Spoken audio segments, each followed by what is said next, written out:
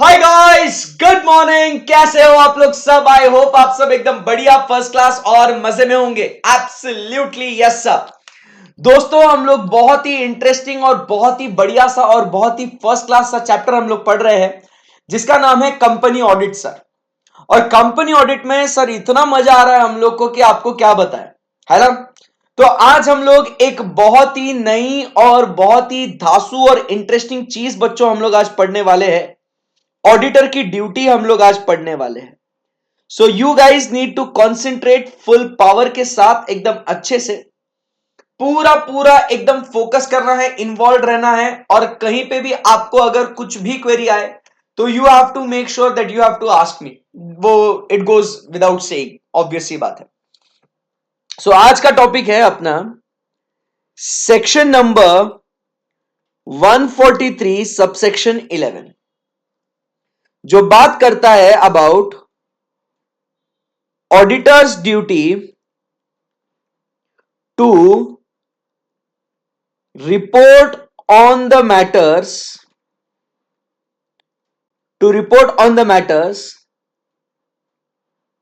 specified by central government. ठीक है ना। बात हो रही है सेक्शन नंबर 143 सबसेक्शन 11 की, जो कहता है auditor is suppose to report on the matters specified by central government. So everybody now full concentration, full एकदम बढ़िया तरीके से आपका फोकस होना चाहिए, एकदम तैयार रहना। ठीक है, यस। अभी यहां पे हम लोग आते हैं और देखते हैं, यह है अपना सिक्स्थ ड्यूटी, जो कहता है ड्यूटी टू रिपोर्ट। जो कहता है duty to report, action hold करना।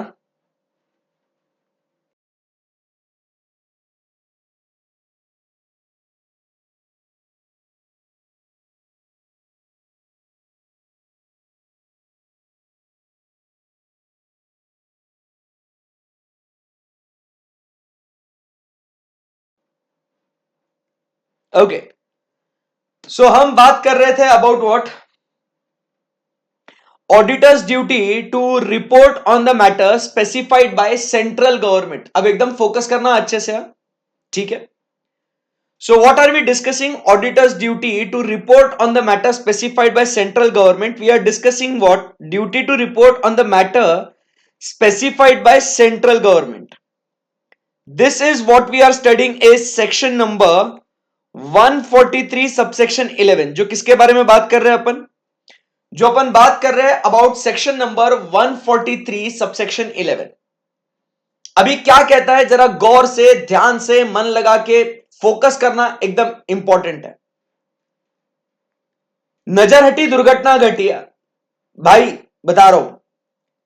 द सेंट्रल गवर्नमेंट में in consultation with National Financial Reporting Authority by general और special order, order order order, एक जनरल या स्पेशल ऑर्डर देगा साहब, बाय जनरल और special order, direct in respect of such class or description of companies as may be specified in the order, that the auditor's report shall also include statement on such matters as may be specified therein। therein मतलब किधर? Order. therein मतलब wherein order. अब sir आपने पढ़ लिया इसको तो मतलब सर समझ में ही नहीं आए क्या लिखा है सर आपने, मतलब सर कुछ समझ में नहीं आ रहा है। अब ध्यान से देखना सुनना। द सेंट्रल गवर्नमेंट में in consultation with the national Financial Reporting authority एक ऑर्डर प्लेस करेगा वो। अब इस ऑर्डर को क्या कहते हैं अपन? अब ध्यान से सुनना समझना। तो इस ऑर्डर का नाम है क्या? तो इस ऑर्डर का नाम है कंपनीज ऑडिटर्स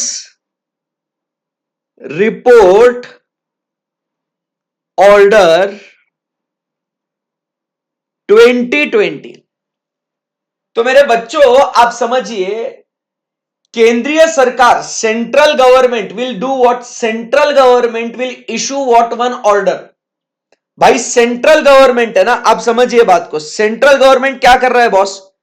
सेंट्रल गवर्नमेंट दोस्त एक ऑर्डर इशू कर रहा है, एक ऑर्डर इशू कर रहा है। उस ऑर्डर का नाम क्या है बॉस? उस ऑर्डर का नाम है कंपनीज ऑडिटर्स रिपोर्ट ऑर्डर 2020, जिसको ही अपन प्यार से कहते हैं कारो 2020।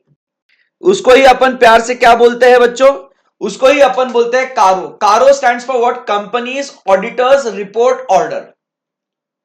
अभी ये क्या कहता है, आप समझिए बात को। जब ये ऑर्डर बनता है ना, तो ये ऑर्डर में क्या हुआ है, आप समझिए बात को। ये देखो, ये ड्यूटी है किसकी? आपको इतना पता होना चाहिए कि बॉस ये ड्यूटी है किसकी? तो this is the auditors duty. हा, तो अभी क्या काम है आप समझिए एकदम आराम से, एकदम डिटेल में। अभी क्या होता है इस ऑर्डर के अंदर, इस ऑर्डर के अंदर, इन दिस ऑर्डर, बराबर क्या होता है? बात करते हैं कि यहां पे ये ऑर्डर किसे किसे एप्लीकेबल है। सबसे पहले बात करते हैं कि ये जो ऑर्डर है ना साहब, ये ऑर्डर किसे किसे एप्लीकेबल है। To whom this order is applicable, to whom this order is applicable. And जिस कंपनीज को ये ऑर्डर एप्लीकेबल होगा, सो एप्लीकेबल टू कंपनीज, बराबर। ऑडिटर्स को नहीं एप्लीकेबल होता है ऑर्डर। ऑर्डर किसको एप्लीकेबल होता है? Order is applicable to the companies, बराबर। अब समझो बात को कि यहां पे अगर इस कंपनी को ऑर्डर एप्लीकेबल है, मान के चलते हैं, तो क्या हो जाएगा? इस कंपनी को अगर ये ऑर्डर एप्लीकेबल है, तो फोकस करना एकदम अच्छे से, ध्यान से। अगर इस कंपनी को, अगर इस कंपनी को ये ऑर्डर एप्लीकेबल है, तो इस कंपनी का auditor, are you getting my point? The company to whom such order is applicable, that company's auditor, focus करना, that company's auditor, that particular company's auditor, ये उस कंपनी का ऑडिटर, बराबर है। ये उस कंपनी का ऑडिटर। पूरा ऑडिट होने के बाद जाहिर सी बात है ऑडिटर साहब क्या करते हैं? Sir auditors give their audit report, बराबर। This is the auditor's report. So वो नॉर्मल अपना ऑडिट रिपोर्ट जो देना है वो तो देगा ही, इसमें कोई डाउट नहीं है, बराबर। बट अब क्या कहता है कि जिस कंपनी को ये ऑर्डर एप्लीकेबल है, उस कंपनी के ऑडिटर ने अपने रिपोर्ट के अंदर, इस ऑर्डर के अंदर हम लोग ने क्या दिया है? कुछ मैटर्स दिए गए हैं। मतलब कुछ हम लोग ने क्या दिया है? कुछ पॉइंटर्स दिए हैं, कुछ हेडिंग्स हमने दिए हैं, कुछ इश्यूज हमने दिए हैं, कुछ मैटर्स हमने दिए हैं। उन मैटर्स के ऊपर, उन मैटर्स के ऊपर, आप समझिए बात को, उन मैटर्स के ऊपर आपको क्या करना है? आपने अपना ऑडिट रिपोर्ट के अंदर उन मैटर्स पे, इन्हीं मैटर्स पे, मतलब ये जो मैटर्स होंगे ना यहां पे, ये जो मैटर्स होंगे ना यहां पे, आप समझ रहे मेरी बात को? डाइजेस्ट करो इसको आराम से, ठंडे दिमाग से। कुछ मैटर्स दिए होंगे बॉस, आप समझिए बात को। कुछ मैटर्स दिए होंगे, ये मैटर्स है कुछ। तो आप समझिए बात को, क्या होता है इन मैटर्स के ऊपर, ये जो मैटर्स है ना, जो कहां दिए गए हैं, ये कहां दिए गए हैं मैटर्स? ये मैटर्स उसी ऑर्डर में दिए गए हैं, ये मैटर्स उसी ऑर्डर में दिए गए हैं, बराबर। इसी ऑर्डर में दिए गए हैं। तो उन्हें क्या करना है ऑडिटर साहब ने? उन्हें क्या करना है ऑडिटर साहब ने? समझो बात को, बिल्कुल भी कैरिड अवे मत होना।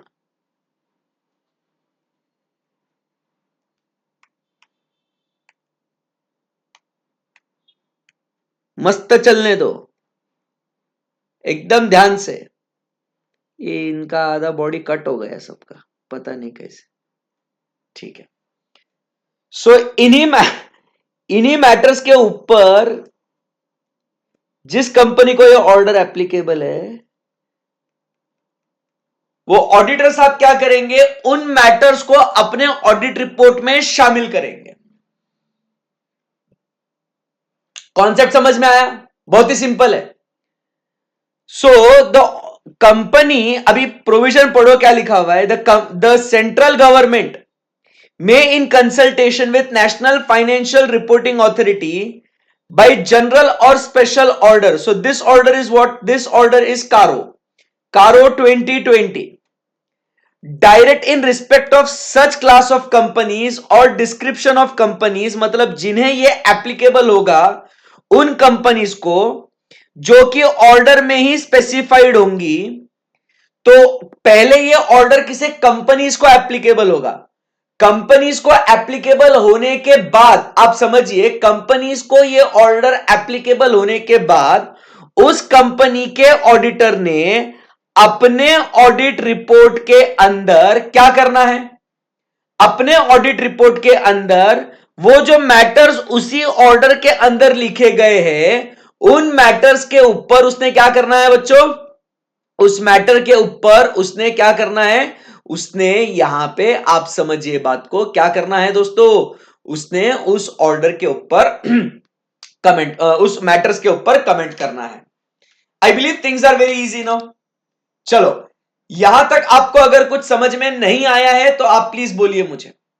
चलो, so anyone any query, anyone any difficulty? चलो, let's try to understand. Basic theme समझा क्या? तो अपने को जब ये ऑर्डर पढ़ते हैं, अब जैसे आपके सामने ये जो है केंद्रीय सरकार ने, ये आपके सामने 9 पेजेस का ये ऑर्डर आपके सामने है, ये रहा आपके कंप्यूटर स्क्रीन के सामने, कंपनीज ऑडिटर्स रिपोर्ट ऑर्डर 2020। तो भाई आप समझिए, अपने को इसके अंदर थीम क्या पढ़ना है। पहली बात आपको यह पढ़नी है कि ये ऑर्डर किसे किसे एप्लीकेबल है, और अगर ये एप्लीकेबल है तो मैं क्या करेगा, अच्छा मैं इस कंपनी का ऑडिट कर रहा हूं, मतलब इस कंपनी को ऑर्डर एप्लीकेबल है, मतलब मेरे ऊपर एक जिम्मेदारी आई है कि ऑर्डर के अंदर दिए गए जितने भी पॉइंट्स है उसके ऊपर मैंने कमेंट करना है अपने ऑडिट रिपोर्ट के अंदर। आई बात समझ में आपको? सिंपल सी बात है एकदम। So in a nutshell what we are supposed to do, I am the auditor, I am conducting an audit of particular company. मैंने देखना है कि क्या मेरी कंपनी को ये ऑर्डर एप्लीकेबल है कि नहीं है, और अगर मेरी कंपनी को ये ऑर्डर एप्लीकेबल है तो मैंने अपने ऑडिट रिपोर्ट के अंदर, आप देख रहे हो यहां पे ये मैटर्स आपको दिए गए हैं, ये मैटर्स के ऊपर मैंने क्या करना है, कमेंट करना है, करना है, करना है, करना है, करना है, करना है, करना है, करना है, करना है, और मैंने अपना ऑडिट रिपोर्ट सबमिट करना है। एकदम सिंपल सी बात है, एकदम सिंपल सी बात है। डाइजेस्ट करो इसको।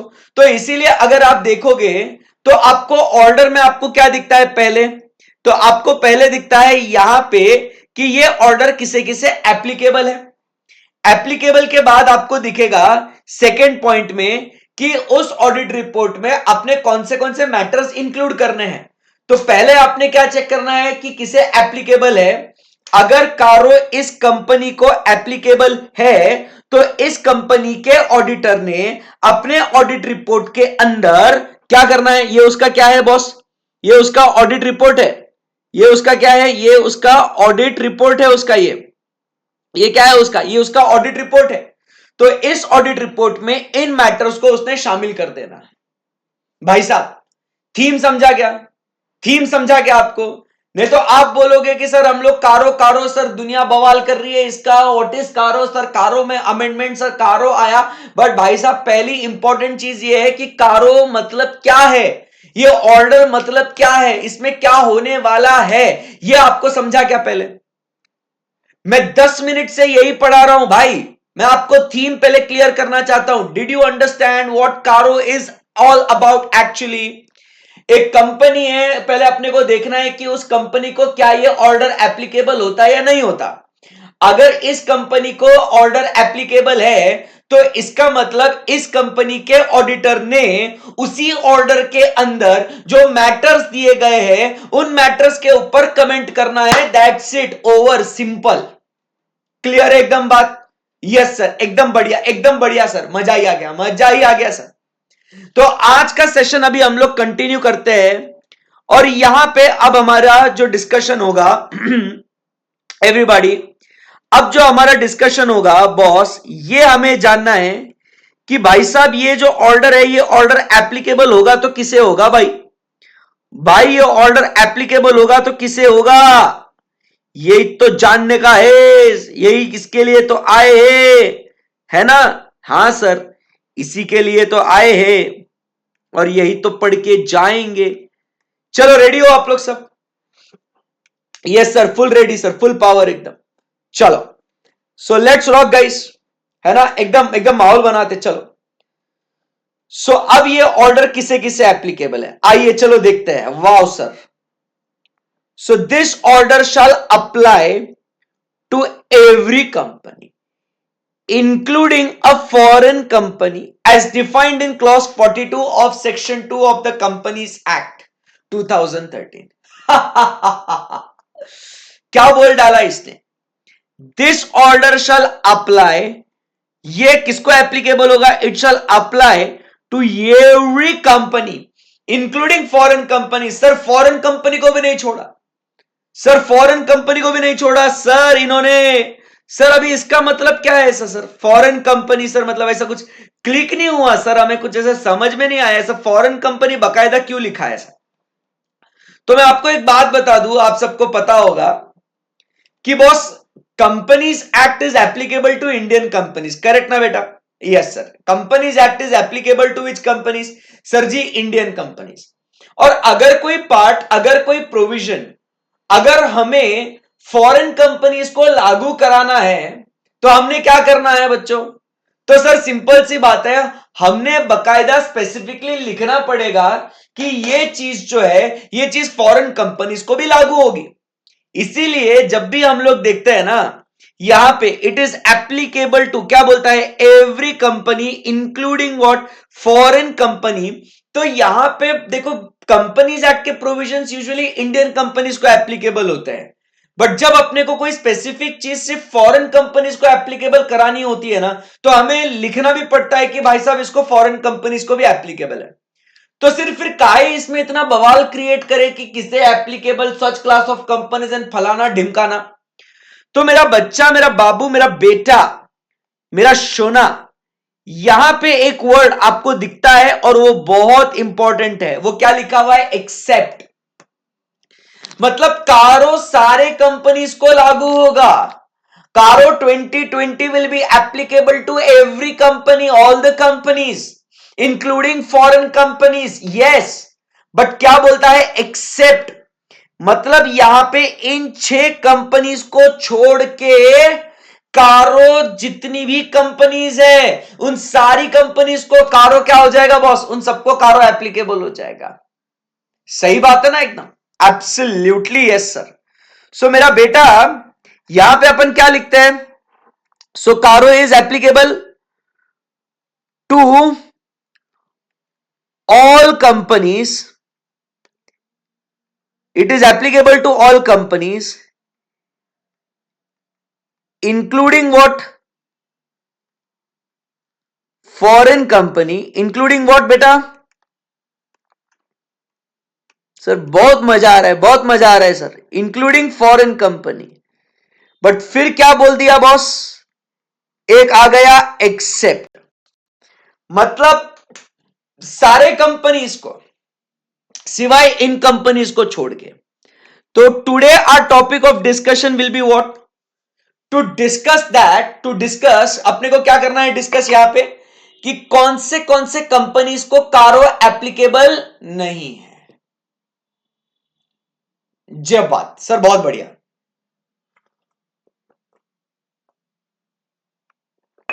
आई बात समझ में आपको? बहुत बढ़िया सर, परफेक्ट, एकदम सही है। तो सबसे पहले अपन बात करते हैं कि it is not applicable to, everybody concentrate. सबसे पहले अपन बात करते हैं it is not applicable to which company? Banking company. तो बॉस पहली कंपनी जिसे कारो एप्लीकेबल नहीं है वो कौन सी कंपनी है पता है आपको? Banking company. बॉस बैंक्स को मतलब बैंकिंग कंपनी के ऑडिटर्स को बॉस कारों के ऊपर रिपोर्टिंग करने की आवश्यकता नहीं है। बैंकिंग कंपनी के ऑडिटर्स को कारों के ऊपर रिपोर्टिंग करने की जरूरत नहीं है। बैंकिंग कंपनीज को कारों एप्लीकेबल नहीं है। आई बात समझ में आपको? बोलो यस और नो। यस, सिंपल सी बात है। So CARO is not applicable to banking company. मुझे एक बात बताइए दोस्तों, मुझे एक बात बताइए first, is CARO applicable to banking company? No sir. जवाब देते रहना मेरे साथ, एकदम अच्छे से इन्वॉल्व रहना, कहीं पे भी अपना ध्यान भटकाना नहीं, है ना, फुल कॉन्सेंट्रेट करते रहना, एकदम मस्त, एकदम बढ़िया तरीके से, ठीक है ना जी सर। सो अब है ना, मुझे आप जवाब देते जाएंगे एकदम अच्छे बच्चों के जैसे। मुझे आप बताइए कि is CARO applicable to banking company? तो आंसर इज नो सर। फिर अब सवाल यह आता है कि is CARO applicable to non banking financial company? Non banking financial company, is CARO applicable to non banking financial company? NBFC को CARO applicable है क्या? देखो, बैंकिंग कंपनी को एप्लीकेबल है, नॉन बैंकिंग फाइनेंशियल कंपनीज को, चलो बताओ, नॉन बैंकिंग फाइनेंशियल कंपनीज को बोलो, नॉन बैंकिंग फाइनेंशियल कंपनीज को कारो एप्लीकेबल होगा क्या? तो यहां पे आप समझिए बात को, नॉन बैंकिंग फाइनेंशियल कंपनीज को कारो एप्लीकेबल होवेगा। Yes sir, CARO is applicable to banking company, it is not applicable to non banking financial companies. So CARO, sorry उल्टा बोला मैंने, CARO is not applicable to banking companies, तो yes it will be applicable to non banking financial companies. आई बात समझ में आपको? So point number 1 clear है, जो कंफ्यूजन क्रिएट कर सकता है कि बॉस बैंक्स को कारो sir not applicable, non banking वालों को एनबीएफसीज जो है, एनबीएफसीज आपने सुना होगा ना, एनबीएफसीज, तो उन्हें एप्लीकेबल, तो यस इन्हें एप्लीकेबल। अब आप पूछेंगे भाई, अरे भाई मतलब क्या स्पेसिफिकली बैंकिंग कंपनीज को एक्सक्लूड किया है ना? This is a non banking financial company, banks and NBFCs are different boss, banks और एनबीएफसीज में अंतर है, तो इसीलिए एनबीएफसीज को कारो एप्लीकेबल होवेगा।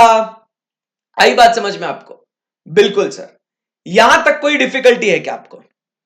ये एक छोटू सा एकदम प्यारा सा केस स्टडी है, जो आपको क्या कर सकता है, कंफ्यूज कर सकता है, ठीक है, एग्जाम में। क्योंकि बैंक बैंक देख के बच्चा क्या हो जाता है, एकदम भयंकर कंफ्यूज हो जाएगा, and you will be like कि अरे यार ये क्या हो गया। तो ऐसा नहीं होना चाहिए, ठीक है, ओके। अब दूसरा सवाल यह है, फॉरेन बैंकिंग कंपनी,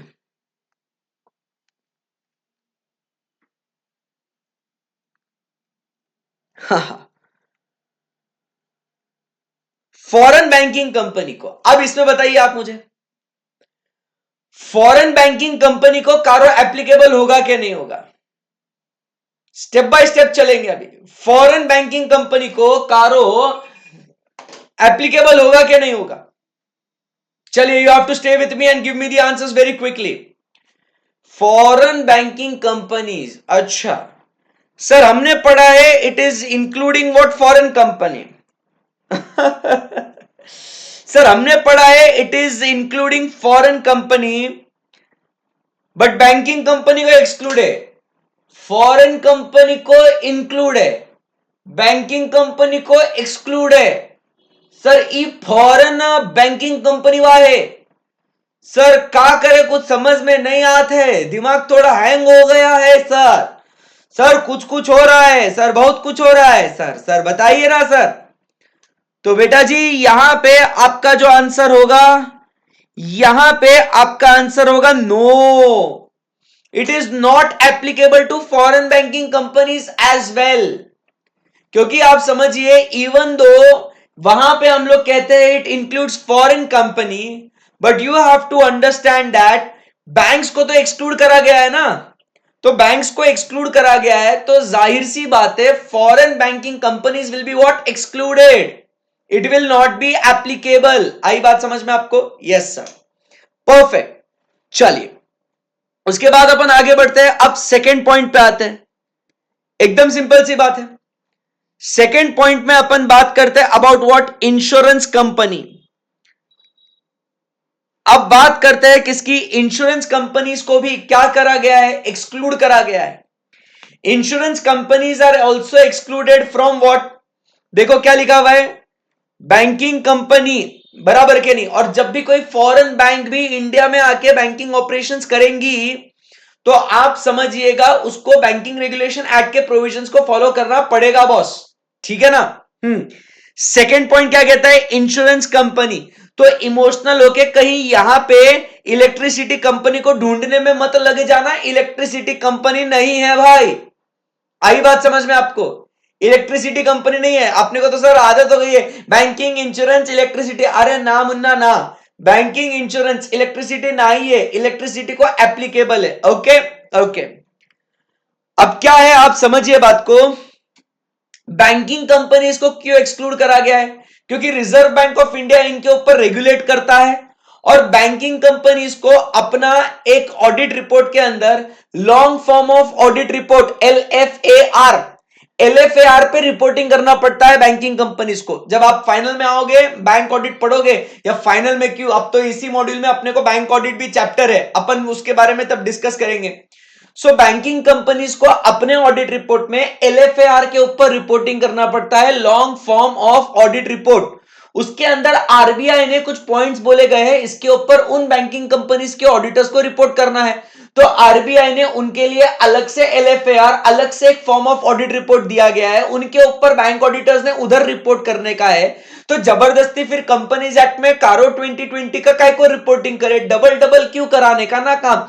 तो इसीलिए बैंकिंग कंपनीज को कारो के रिपोर्टिंग रिक्वायरमेंट से एक्सक्लूड कर दिया गया है। इंश्योरेंस कंपनी का रेगुलेटर है IRDAI, insurance regulatory development authority of India. तो बॉस इंश्योरेंस कंपनीज को भी यहां पे क्या कर दिया गया है, एक्सक्लूड कर दिया गया है। आई बात समझ में आपको, बोलो यस और no. Yes, so insurance company यहां पे क्या हो गया है, इंश्योरेंस कंपनी को एक्सक्लूड करा गया है। सर बैंकिंग रेगुलेशन एक्ट में बैंकिंग कंपनी में फॉरेन बैंकिंग कंपनी को भी डिफाइन किया है। भाई साहब आप समझिए, बैंकिंग रेगुलेशन एक्ट के अंदर जो भी कंपनी यहां पे इंडिया में फॉर्म एंड इनकॉर्पोरेटेड है या बाहर से आके यहां करती है, they have to follow the provisions of banking regulation act. आई बात समझ में, इंडिया के कानून को तो पालन करना पड़ेगा ना रे भाई। आई बात समझ में आपको, यस ऐसा है वो। सो चलिए आगे बढ़ते हैं, इंश्योरेंस कंपनी की बात करेंगे। सो इंश्योरेंस कंपनी को एक्सक्लूड कर दिया गया है, इंश्योरेंस कंपनी को क्या कर दिया गया है बॉस, एक्सक्लूड कर दिया गया है इंश्योरेंस कंपनी को। सो अब यहां पे मैं आपसे एक सवाल पूछता हूं, कौन सी इंश्योरेंस कंपनी को एक्सक्लूड कर दिया गया है, कौन सी इंश्योरेंस कंपनी को एक्सक्लूड कर दिया गया है, मुझे बताइए। जनरल इंश्योरेंस को, लाइफ इंश्योरेंस को, या दोनों को, मतलब which insurance company is excluded, sir general insurance company और लाइफ इंश्योरेंस कंपनी और बोथ,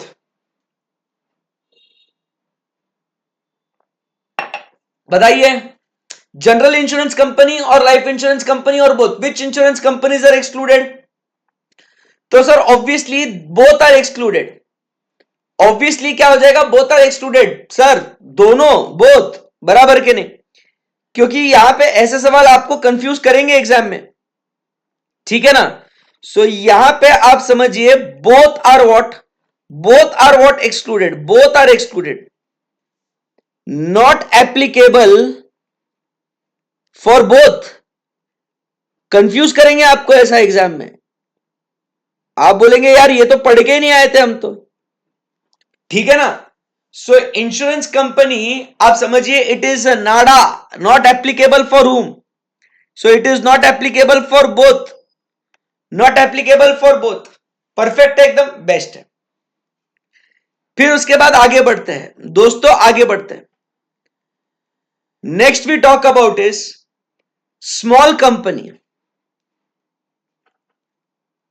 स्मॉल कंपनी को स्ट्रेट वे, कोई टेंशन नहीं है। फिर उसके बाद बात करते हैं 1% कंपनी, इसे भी स्ट्रेट वे नॉट एप्लीकेबल, बराबर। And then we have a section 8 company, तो बॉस इसे भी नॉट एप्लीकेबल। ठीक है, सो यहां पे कौन से कंपनीज है जिन्हें ये कारों का प्रोविजन बॉस एप्लीकेबल नहीं है? तो यहां पे अपन बात कर रहे हैं about what? Insurance, banking company, insurance company, small company, 1 person company, section 8 company. And अब आखिरी में जो बहुत बहुत बहुत इंपॉर्टेंट है, जो आज का अपना पूरा लेक्चर, पूरा सेशन इसके ऊपर जाएगा, वो होगा अपना कौन सा? सो अपन बात करेंगे about what? Private limited company. अब किसकी बात करेंगे अभी अपन? Now we will talk about what is the private limited company. एकदम गजब। अब एकदम बढ़िया तरीके से ध्यान देना है, और इसको याद करने का तरीका भी एकदम सिंपल है। आप बोलोगे सर इतनी सारे कंपनी सर हम कैसे याद रखेंगे? तो भैया मेमोरी टेक्निक बहुत ही आसान है। 1 पर्सन मतलब कौन सी 1 person? Got is Samsung S8 in short, got is Samsung S8 in short from a private bank। भाई एकदम सिंपल मेमोरी टेक्निक है। 1 person got is Samsung S8 in short from a private bank। तो 1 person मतलब 1 person company. Samsung is what? A very small company, S for small company. S8 मतलब आपको पता है section 8 company. Insured मतलब आपको पता है इंश्योरेंस कंपनी। प्राइवेट मतलब आपको पता है private limited company. Private limited company बराबर प्राइवेट लिमिटेड कंपनी। और बैंक मतलब अपन बात करते हैं about what? Banking company. So simple है ना boss memory technique? Memory technique क्या है इसका? 1 person got his Samsung S8 insured from a private bank. So एक व्यक्ति ने अपना सैमसंग का S8 प्राइवेट बैंक से इंश्योर करा लिया। भाई कितना आसान है। सो 1 person got his Samsung S8 insured from a private bank. Finish.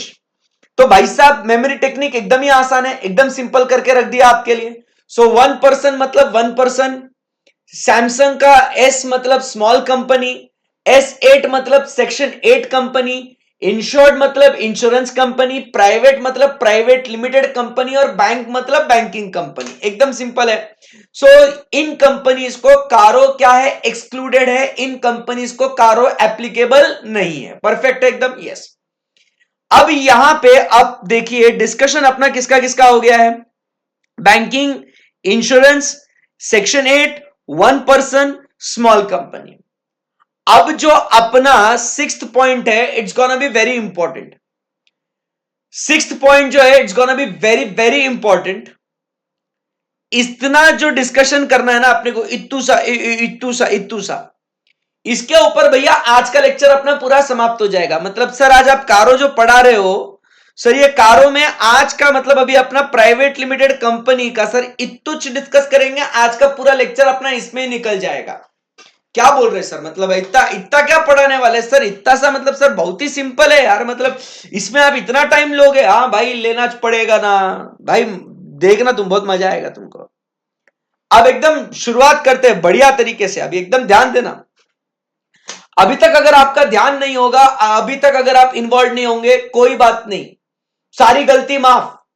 But अभी अगर आप पे ध्यान आपका अगर हट गया तो भाई साहब बहुत बड़ा नुकसान होएगा आपका। ठीक है ना? सो एकदम आराम से ध्यान से अब बात करेंगे प्राइवेट लिमिटेड कंपनी के लिए। अब देखो प्राइवेट लिमिटेड कंपनी की जब बात करते हैं ना, तो सारे प्राइवेट लिमिटेड कंपनीज को एक्सक्लूड नहीं करा गया है। अब मेरी बात को समझिए, सारे प्राइवेट लिमिटेड कंपनीज को बॉस एक्सक्लूड नहीं करा गया है। नहीं नहीं नहीं नहीं, सारे प्राइवेट लिमिटेड कंपनीज को बॉस एक्सक्लूड नहीं करा गया है। मैं कह रहा हूं आपसे, आप समझिए मेरी बात को। मतलब इसमें कुछ कंडीशन लगाए गए हैं, कुछ कंडीशन लगाया गया है। मतलब अगर ये इस क्राइटेरिया में, अगर ये प्राइवेट लिमिटेड कंपनी में, आप समझिए बात को, अगर आप समझिए अगर ये प्राइवेट लिमिटेड इस कंडीशन में अगर बैठती होंगी, तो ही इस प्राइवेट लिमिटेड कंपनी को एक्सक्लूड करो।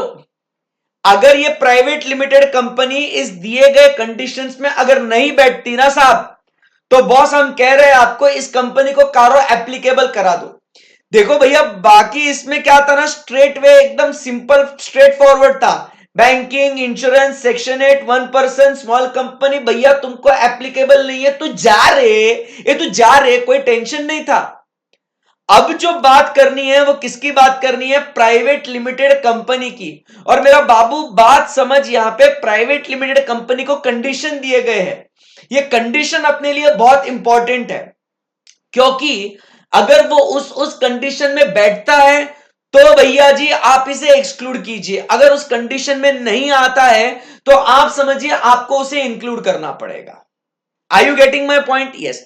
देयरफॉर माय डियर फ्रेंड्स, आप समझिए जब मैं कह रहा हूं कि इसके ऊपर अपने को बहुत ज्यादा चर्चा करनी है, बहुत विस्तार में उसको डिस्कस करना है, मैं ये क्यों कह रहा हूं आप समझिए इस बात को, क्योंकि एग्जाम में आपको कुछ कुछ क्राइटेरिया देंगे और बोलेंगे कि बताइए इस कंपनी को कारो एप्लीकेबल है या नहीं है, और अगर है तो फिर आगे क्या करना है, ऐसा कुछ केस स्टडी, आपका केस स्टडी बेस्ड एमसीक्यू बनेगा आपका, आपको ट्रू और फॉल्स में क्वेश्चन आएगा, आपको कोई डायरेक्ट क्वेश्चन आएगा, तो यहां पे आपके दो चार नंबर ऐसे आपको बटोरने होंगे। आई बात समझ में आपको? So this is very very important, ठीक है? ओके, सो अब आप समझिए बात को, एक्सक्लूड करा गया है किसे? प्राइवेट लिमिटेड कंपनी को, बराबर है एकदम? ओके, अब जो मैं डिस्कशन कर लूंगा तो वो भैया जी आपके लिए एकदम नेक्स्ट लेवल पे होगा, मतलब आपके वो मतलब बॉडी के अंदर भी मतलब आप बॉम्ब ब्लास्ट हो जाएगा आपका, देखना। अभी मुझे एक बात बताइए, पहली बात बच्चों, क्या पब्लिक कंपनी को फिर कारो एप्लीकेबल हो जाएगा क्या? देखो CARO is not applicable to private limited company, और ऊपर अगर अपन देखें तो बैंक इंश्योरेंस छोड़ दो, स्मॉल ये प्राइवेट है, 1% प्राइवेट है, सेक्शन 8 कंपनी है, तो यहां पे 6th में बकायदा प्राइवेट लिमिटेड कंपनी कुछ कंडीशंस की बात करी है। तो मेरा बच्चा मेरे को एक बात बता, क्या पब्लिक कंपनी को कारो एप्लीकेबल हो जाएगा क्या? तो सर बिल्कुल भी कारो एप्लीकेबल हो जाएगा। यस सर, मतलब स्ट्रेट वे सर, इसमें तो कोई हमें दिक्कत ही नहीं है, कोई दुविधा नहीं है सर, एकदम एकदम बढ़िया सर, एकदम बढ़िया, पब्लिक कंपनी को भी कारो एप्लीकेबल है सर, बहुत बढ़िया sir, applicable sir, public company को एप्लीकेबल, आप डरो ही मत सर। उसके बाद सवाल यह आता है, मुझे एक बात बताओ रे, क्या प्राइवेट अनलिमिटेड कंपनी को कारो एप्लीकेबल होगा क्या? तो सर ये क्या बोल रहे हो आप, ये तो हमने कभी ऐसे सुना नहीं सर, अनलिमिटेड कंपनी, अरे सर क्या कर रहे हो भाई साहब? मुझे फिर अब यहां पे कानून हाथ में लेना पड़ेगा, तब तक आप जरा कुछ बातें आप जरा देख लो, आपके हिसाब से आपका लॉ का नॉलेज फुल इस्तेमाल करो, क्योंकि आप देखो आप लॉ का आपका बहुत पढ़ाई करी आपने, जैसे फाउंडेशन पास हो गए भाई साहब, फाउंडेशन पास करते से ही आप लोगों ने तो मतलब 3 महीने 4 महीने लॉ की पढ़ाई करी। तो बच्चा लोग प्राइवेट अनलिमिटेड कंपनी, ऐसा प्राइवेट अनलिमिटेड कंपनी, पहले तो एक बात बताओ, होवे क्या ऐसे कंपनी? प्राइवेट अनलिमिटेड कंपनी होती है ऐसे, होती है ऐसे प्राइवेट अनलिमिटेड कंपनी? जरा यस और नो में जवाब दो। प्राइवेट अनलिमिटेड कंपनी, ऐसा होती है, प्राइवेट अनलिमिटेड कंपनी होती है, होना तो चाहिए सर, मेरे को तो पता नहीं सर। अनलिमिटेड लाइबिलिटी क्या? हाँ ऑब्वियसली, जब अपन प्राइवेट लिमिटेड कंपनी बोलते तो limited liability, private unlimited company मतलब अनलिमिटेड लाइबिलिटी। आधे बच्चों को तो पता ही नहीं है कि सर ऐसा अनलिमिटेड कंपनी होवे कि नहीं होवे, तो उन्हीं बच्चों के लिए मैं यहां पे देखो अनलिमिटेड ऐसा सर्च करता हूं, तो आपको दिखेगा बॉस, दिखेगा आपको कि भैया अनलिमिटेड कंपनी डिफाइन करी जाती है और होती है ना? हाँ, सुना नहीं अभी तक बेटा फवाज, सुना नहीं अभी तक, फिर सुना सुना था, अब सर ने सुना सुना दिया। सो अनलिमिटेड कंपनी होती है सर, होती है सर, देखो सेक्शन 2 सबसेक्शन 92। तो भैया जी आप समझिए बात को यहां पे कि इसे भी कारो एप्लीकेबल हो जाएगा। अरे वाह सर, अरे वाह सर, कानून हाथ में रखना, कानून साथ में होना आपके, बराबर के नहीं? यस। अब देखो बहुत कम लोग बनाते हैं तो उसका विषय अलग है, बट अपने को तो भैया अपने केस स्टडी के हिसाब से अपने को इंफॉर्मेशन इकट्ठा करनी है। सो बेटा जी आप समझिए, प्राइवेट लिमिटेड कंपनी को कारों से छुटकारा दिया गया है। प्राइवेट लिमिटेड कंपनी को कारों से छुटकारा दिया गया है। इसका अर्थ यह है कि पब्लिक कंपनी को छुटकारा नहीं है, पब्लिक कंपनी को एप्लीकेबल है। प्राइवेट लिमिटेड कंपनी को कंडीशन अगर है तो एक्सक्लूडेड है, बट प्राइवेट अनलिमिटेड कंपनी को भैया जी एप्लीकेबल। ऐसा है, ऐसा है, ऐसा है। आई बात समझ में आपको? बिल्कुल बिल्कुल, बढ़िया बढ़िया बढ़िया, एक नंबर एक नंबर। फिर अब यहां पे आगे बढ़ते हैं और अब चर्चा करते हैं प्राइवेट लिमिटेड कंपनी के बारे में। जरा कुछ एक बेहतरीन और अच्छा डिस्कशन करते हैं। सो अब सबसे पहले अपन बात करेंगे अबाउट व्हाट, मास्टर कंडीशन की। किसकी बात करूंगा मैं? तो बॉस अपन बात करेंगे अबाउट व्हाट, मास्टर कंडीशन की। मास्टर कंडीशन की बात करेगा तुम्हारा मास्टर, अभी मास्टर कंडीशन की बात करेगा। सर कितना बोर था, कोई बात नहीं, हंसना पड़ेगा ऐसे, बाद में हंसेंगे, ठीक है बाद में हंसो, बट हंसो जरूर, मैं याद दिलाऊंगा बाद में। मास्टर कंडीशन की बात करेंगे अभी। अब पहले देखो इधर कहीं डिफाइन किया नहीं है ऐसा मास्टर कंडीशन वगैरह, बट बेटा मास्टर कंडीशन मैं बोल रहा हूं, इसके लिए वो मास्टर कंडीशन ऐसा किताब में, मॉड्यूल में या ऑर्डर में कहीं लिखा नहीं है। सो अभी क्या कहते हैं, अब प्राइवेट लिमिटेड कंपनी, पहली बात क्या कहता है, not being a subsidiary or holding company, not being a subsidiary or holding company of a public company, this is the master condition रे बेटा। A private limited company not being a subsidiary or holding company of a public company having, मतलब फिर additional condition है। ये जो है ना, ये कंडीशन जो है ना, ये जो कंडीशन है, ये इसके लिए कौन से कंडीशन है, ये एडिशनल कंडीशन है बॉस, ये एडिशनल कंडीशन है। बट आप समझिए बात को, मैं जो बोल रहा हूं आप एकदम ध्यान से मन लगा के आप समझिए बात को, आप समझिए बात को। यहां पे अपन क्या कहते हैं, ये मास्टर कंडीशन है मेरा, not being a subsidiary or holding company, क्या बोलता है यहां पे, not being a subsidiary or holding company of a public company.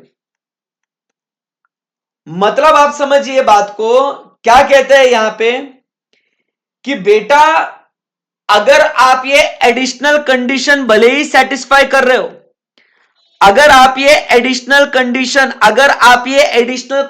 भले ही सेटिस्फाई कर रहे हो, बट अगर आपने ई मास्टर कंडीशन को ही पूरा नहीं किया तो एडिशनल कंडीशन सेटिस्फाई करने का कोई मतलब नहीं है, आपको कारो एप्लीकेबल हो जाएगा। तो इसीलिए जब भी हम लोग कोई भी प्राइवेट लिमिटेड कंपनी के नजरिए से कोई भी केस स्टडी हम लोग अगर देखेंगे, तो पहले हमें इस कंडीशन के ऊपर फोकस करना पड़ेगा कि बॉस वो ऐसी प्राइवेट लिमिटेड कंपनी होनी चाहिए कि जहां पे उसके ऊपर कोई पब्लिक नहीं, कोई नीचे कोई पब्लिक नहीं, मतलब वो एकदम प्योर, एकदम पवित्र, एकदम शुद्ध प्राइवेट कंपनी होनी चाहिए। वाह वाह सर। तो हमें वो प्राइवेट लिमिटेड कैसी चाहिए, हमारी प्राइवेट लिमिटेड कंपनी कैसी हो सर, वो ऐसी हो कि जिसका किसी पब्लिक कंपनी के साथ नाता नहीं हो सर, पवित्र हो, शुद्ध हो, पब्लिक कंपनी के साथ उसका कोई भी रिश्ता, कोई भी ताल्लुकात, कोई भी संबंध ना हो सर, ऐसी प्राइवेट कंपनी चाहिए। और अगर उस प्राइवेट कंपनी का, अगर उसका रिश्ता किसी भी सब्सिडरी या किसी भी होल्डिंग कंपनी के साथ, अगर वो पब्लिक कंपनी है, मतलब किसी भी पब्लिक कंपनी के साथ अगर उसका रिश्ता हो सब्सिडरी के फॉर्म में या होल्डिंग के फॉर्म में? नहीं चलेगा, सीधा सीधा कारो एप्लीकेबल कर डालेगा। आई बात समझ में आपको? आई बात समझ में आपको? बिल्कुल बिल्कुल बिल्कुल बिल्कुल। एंड इसका लॉजिक भी क्या है भाई? सर लॉजिक भी एकदम सिंपल है। अरे the subsidiary of a public company is deemed to be a public company and therefore public company deemed, public company को एप्लीकेबल ना रे फिर। अरे हाँ सर, ऐसा। तो इसीलिए ना ऊपर पब्लिक ना नीचे पब्लिक, कहीं पे भी नो पब्लिक। अगर वैसा है तो फिर आगे बढ़ेंगे और एडिशनल कंडीशंस की ओर जाएंगे। अगर आप समझिए बात को, बात को समझिए, बात को समझिए। अगर ई मास्टर कंडीशन मतलब अगर भैया जी, अगर ये कंडीशन अगर आप पूरा नहीं करते हो और एडिशनल कंडीशन आप पूरा करते हो, फिर भी आपको कारो एप्लीकेबल हो जाएगा। तो पहली बात तो ये, जो ये कंडीशन है वो आपको देखना है। क्लियर एकदम? तो इसका मतलब क्या हो गया? इसका मतलब क्या हो गया साफ साफ बातों में सर? यहां पे आप समझिए, यहां पे आप समझिए, इसकी जो पब्लिक सब्सिडरी कंपनी होगी तो नहीं चलेगा। ये प्राइवेट कंपनी है। ये कौन सी कंपनी है? ये ई सर जी अपनी प्राइवेट कंपनी छे, प्राइवेट लिमिटेड कंपनी छे, बट इसकी सब्सिडरी है ना पब्लिक कंपनी है, नहीं चलेगा। सर ये जो है ना ये प्राइवेट कंपनी है, बट सर इसकी होल्डिंग कंपनी है ना पब्लिक होल्डिंग कंपनी है सर। सर बहुत दुविधा है, कैसा चल रहा है सर ये सब? मतलब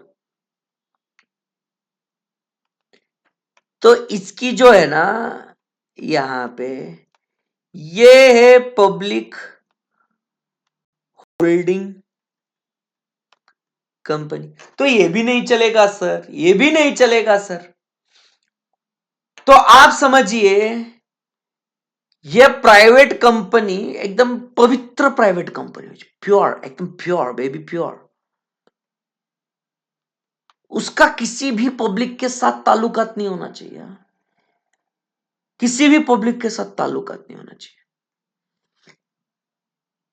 एकदम प्राइवेट प्राइवेट। तो मतलब सर अगर इसका प्राइवेट होल्डिंग है तो चलता है सर, अगर इसका प्राइवेट सब्सिडरी है तो चलता है। मतलब यहां पे अगर अपन देखेंगे सो यहां पे आप समझिए कारो क्या बोलेंगे यहां पे स्ट्रेट वे कारो एप्लीकेबल, यहां पे स्ट्रेट वे कारो एप्लीकेबल, यहां पे आपको बेटा जी additional conditions to be seen. अब समझ में आया सर?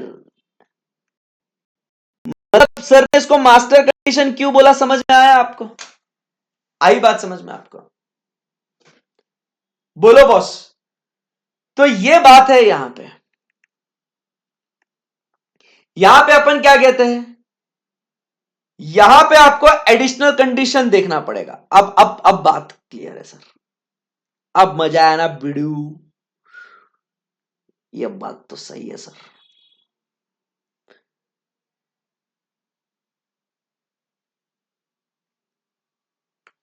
जो बात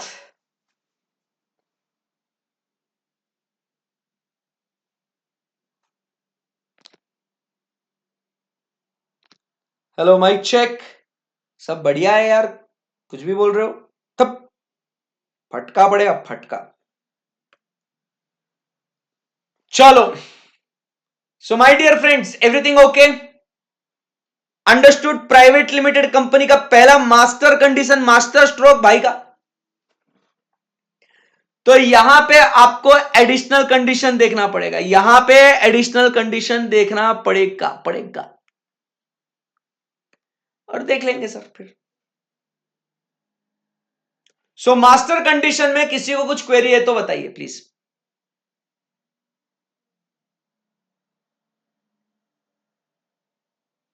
चलो इसमें कुछ क्वेरी है किसी को तो प्लीज बताइए बॉस।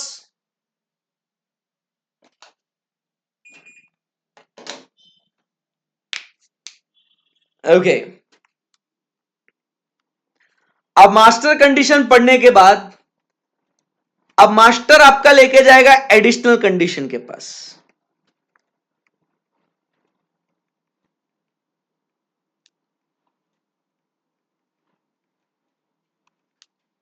आई बात समझ में? बिल्कुल। तो आपको एडिशनल कंडीशंस कब देखना है ये बात आपको क्लिक होनी चाहिए। स्टार्टिंग में ही अगर आपको बोला गया कि एक प्राइवेट लिमिटेड कंपनी है which is a subsidiary of a public company which is a holding company of a public company, आगे आपने विचार ही नहीं करना है, आगे आपने विचार ही नहीं करना है, सीधा सीधा कारों से एप्लीकेबल हो जाएगा। बट जब आपको दिखता है कि okay it's a pure what private limited company which is not being, मतलब विच इज एक्सेप्शन किसे दिया गया है, एग्जेम्पशन किसे दिया गया है, ऐसी प्राइवेट लिमिटेड कंपनी जो किसी भी पब्लिक कंपनी की सब्सिडरी या होल्डिंग कंपनी नहीं हो, उसको एग्जेम्पशन दिया है, और उस प्राइवेट कंपनी का आपने आगे के कंडीशंस देखने। आई बात समझ में आपको? ये बेबी आई बात समझ में आपको? सो थर्ड केस में आपको अब ये एडिशनल कंडीशंस देखने। तो अब एडिशनल कंडीशन क्या है ये आपको समझाना, एडिशनल कंडीशन के पास कब जाना है। क्लियर है ना एकदम? हाँ। तो अभी क्या बोलता है वो यहां पे, who's paid up share capital, who's paid up capital and reserves and surplus not more than rupees 1 crore as on balance sheet date। तो पहला कंडीशन ये आपके सामने ये रहा। चलो अभी एडिशनल कंडीशन, मतलब मैं आपको एक और एग्जांपल देगा ना और एक बात करेंगे ना तो नेक्स्ट लेवल क्लैरिटी आएगा।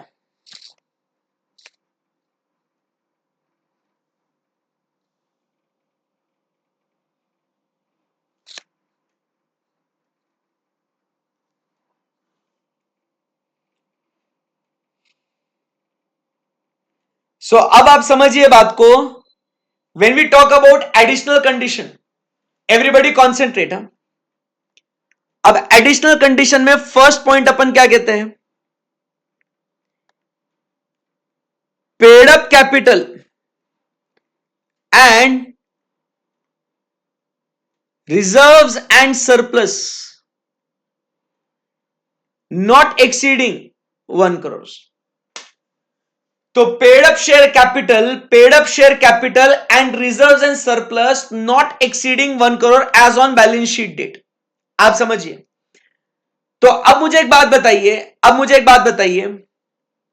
एक ऐसी, अभी आप देखो, आप मुझे बता दोगे, अब आप ही जवाब दे दोगे, बहुत बहुत बढ़िया जवाब दोगे, एकदम मस्त ध्यान से, आप एकदम आराम से ना मन लगा के आप फोकस कीजिएगा। ये कंपनी है जिसकी एक पब्लिक होल्डिंग कंपनी है और ये प्राइवेट कंपनी है। बॉस जवाब देना। बट इस प्राइवेट कंपनी का paid up share capital and reserves and surplus does not exceed 1 CR। तो आप मुझे बताइए इसे कारो एप्लीकेबल होगा कि नहीं होगा? कारो एप्लीकेबल होगा कि नहीं होगा? आप बताओ मुझे, इसका जवाब दो। इसे कारो एप्लीकेबल होगा कि नहीं होगा? एक प्राइवेट लिमिटेड कंपनी है जिसका एक पब्लिक होल्डिंग कंपनी है, बट इस प्राइवेट लिमिटेड कंपनी का paid up share capital does not exceed 1 CR। Additional condition satisfied. बताओ कारो क्या होएगा? बताओ। सर यहां पे कारो एप्लीकेबल हो जाएगा क्योंकि सर इन्होंने मास्टर कंडीशन को ही फुलफिल नहीं किया है। अब समझ में आया ना आपको? अब समझ में आया ना? तो ये एडिशनल कंडीशन को कब इज्जत देना होगा? जब आपने पहले ये मास्टर कंडीशन को मतलब in not being a subsidiary or holding company of a public company, आपने उसको पूरा किया ना, वो पूरा होने के बाद फिर आप आगे की कंडीशंस को देखेंगे। अगर यही पूरा नहीं हुआ तो आगे जाके आपको कोई मतलब ही नहीं है। Are we good? Are we good? Yes sir. Sir अब मजा आया सर, अब क्लियर हुआ सर। हाँ सर, अब वो एडिशनल कंडीशन, मास्टर कंडीशन, जरा अब वो कुछ बॉडी में गया सर, जरा अब कुछ पल्ले पड़ा है। बहुत बढ़िया, बहुत ही बढ़िया, बहुत ही बढ़िया। Very good guys, very good. Proud of you, proud of you my boy. चलिए अब आगे बढ़ते हैं, अब आगे बढ़ते हैं। अरे ओ बेटा जी, अरे ओ बाबू जी, अब paid up share capital and reserves and surplus में क्या आता है क्या नहीं आता है उसके बारे में चर्चा करेंगे। सर ये क्या करने की चर्चा है कि सर हमको तो आता है, देखते हैं ना। अब मुझे बताना है आपको आएगा कि नहीं आएगा पेड अप शेयर कैपिटल में। अब देखो, टोटल करने के लिए कुछ कुछ बातें अपने को ऐड करनी पड़ेगी ना। तो बताइए, पेड अप शेयर कैपिटल की बात करें, पेड अप कैपिटल की बात करें, सो मुझे एक बात बताइए,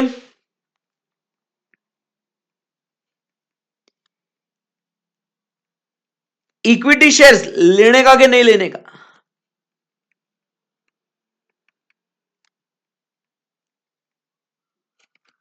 equity shares, tell me, paid up share capital में इक्विटी शेयर्स आएगा नहीं आएगा? इक्विटी शेयर्स आएगा नहीं आएगा? बोलते जाना है आपको। प्रेफरेंस शेयर्स आएगा नहीं आएगा?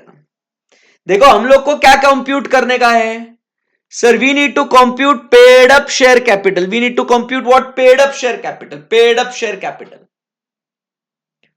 तो sir, equity shares, preference shares आएगा, आएगा, आएगा। इक्विटी शेयर भी आएगा, प्रेफरेंस शेयर भी आएगा। चलो मुझको बताओ, कंपनी ने बोनस शेयर दिया, आएगा नहीं आएगा? Bonus share, bonus share, bonus.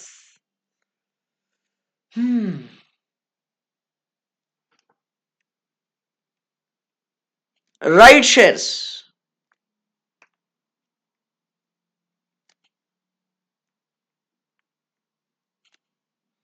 Bonus share, right shares, बताइए, बोलो बोलो।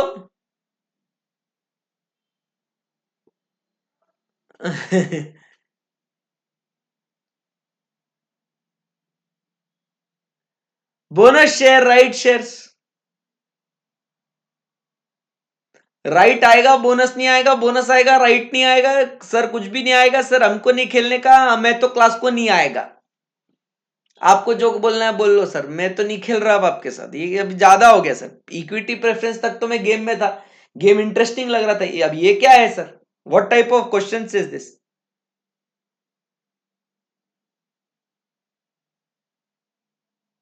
बोनस शेयर्स नहीं आएगा, राइट शेयर्स आएगा। अरे बेटा जी, ये करण अर्जुन है, मेरे करण अर्जुन आएंगे। बोनस भी आएगा और अरे राइट शेयर्स भी आएगा। अरे नलायको, हाँ, तुम लोग को पता नहीं है बोनस शेयर्स क्या होता है? It is what? Capitalisation of profits ना। जो आपका रिजर्व है, वो फ्री रिजर्व्स को आप कैपिटलाइज करते हो ना, so it is transfer to what? The paid up share capital ना। बोनस, अरे कैसे मारेगा ना पकड़ के, हाँ।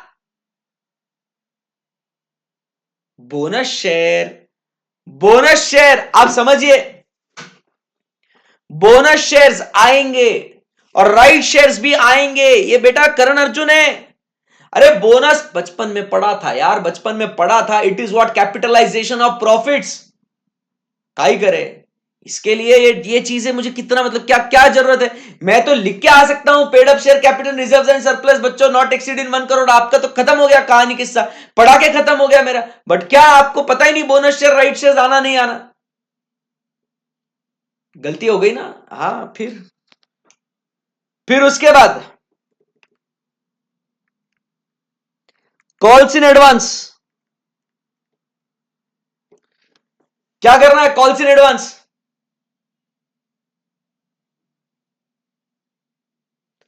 कॉल्स इन एडवांस बताइए अभी। अब मैंने first call, second call, call पे कॉल करा, कोई बोलता है मेरे को एक कॉल कॉल कॉल कॉल नहीं खेलने का रे, मैं एक साथ पूरा पैसा दे देगा।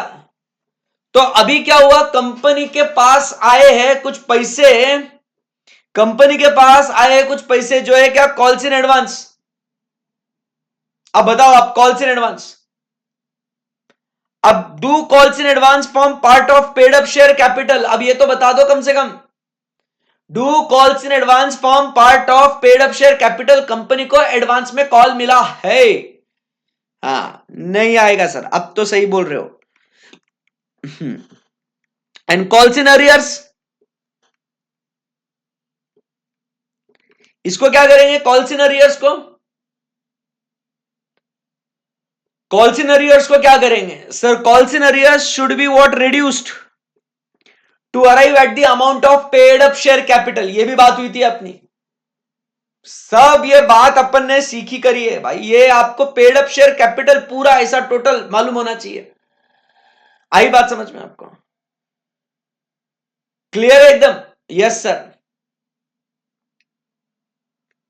सो यहां पे equity shares, preference shares, bonus shares, they form part of the paid up share capital. Right shares वो भी पेड अप कैपिटल का हिस्सा बन जाते हैं।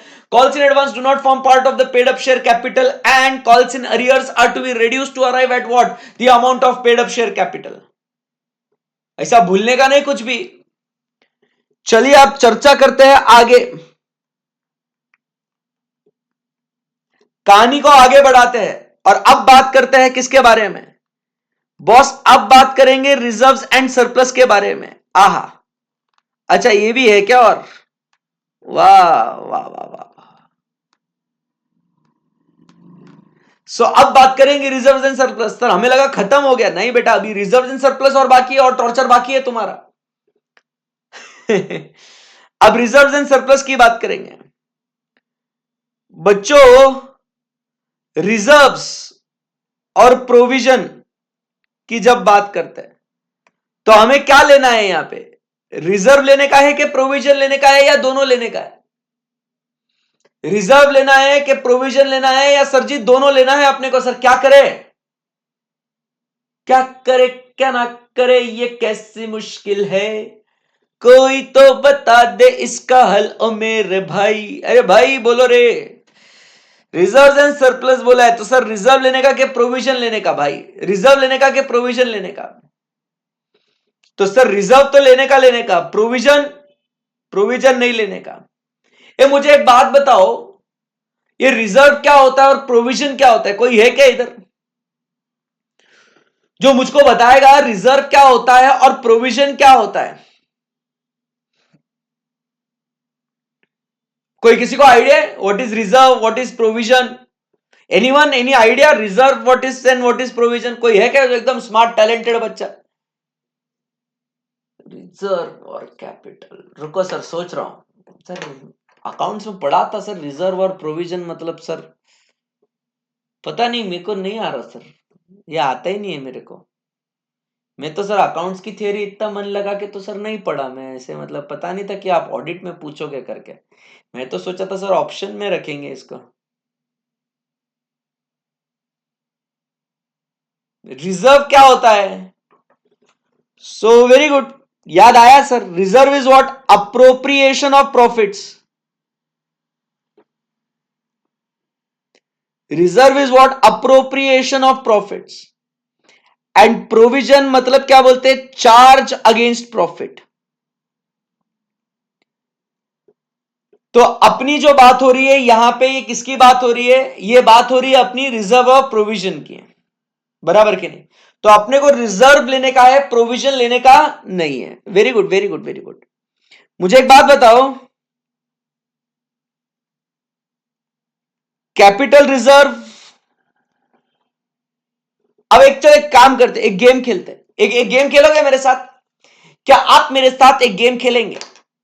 इंटरेस्टेड हो आज ऑडिट के क्लास में गेम खेलने के लिए? आज सर गेम खेलेंगे सर, सर फुल एंजॉय।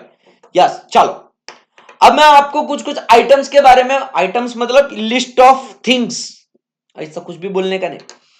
तो अभी मैं कुछ अबे आइटम मतलब जो यही, हाँ हाँ, मैं कुछ आइटम्स के बारे में बात करूंगा यहां पे।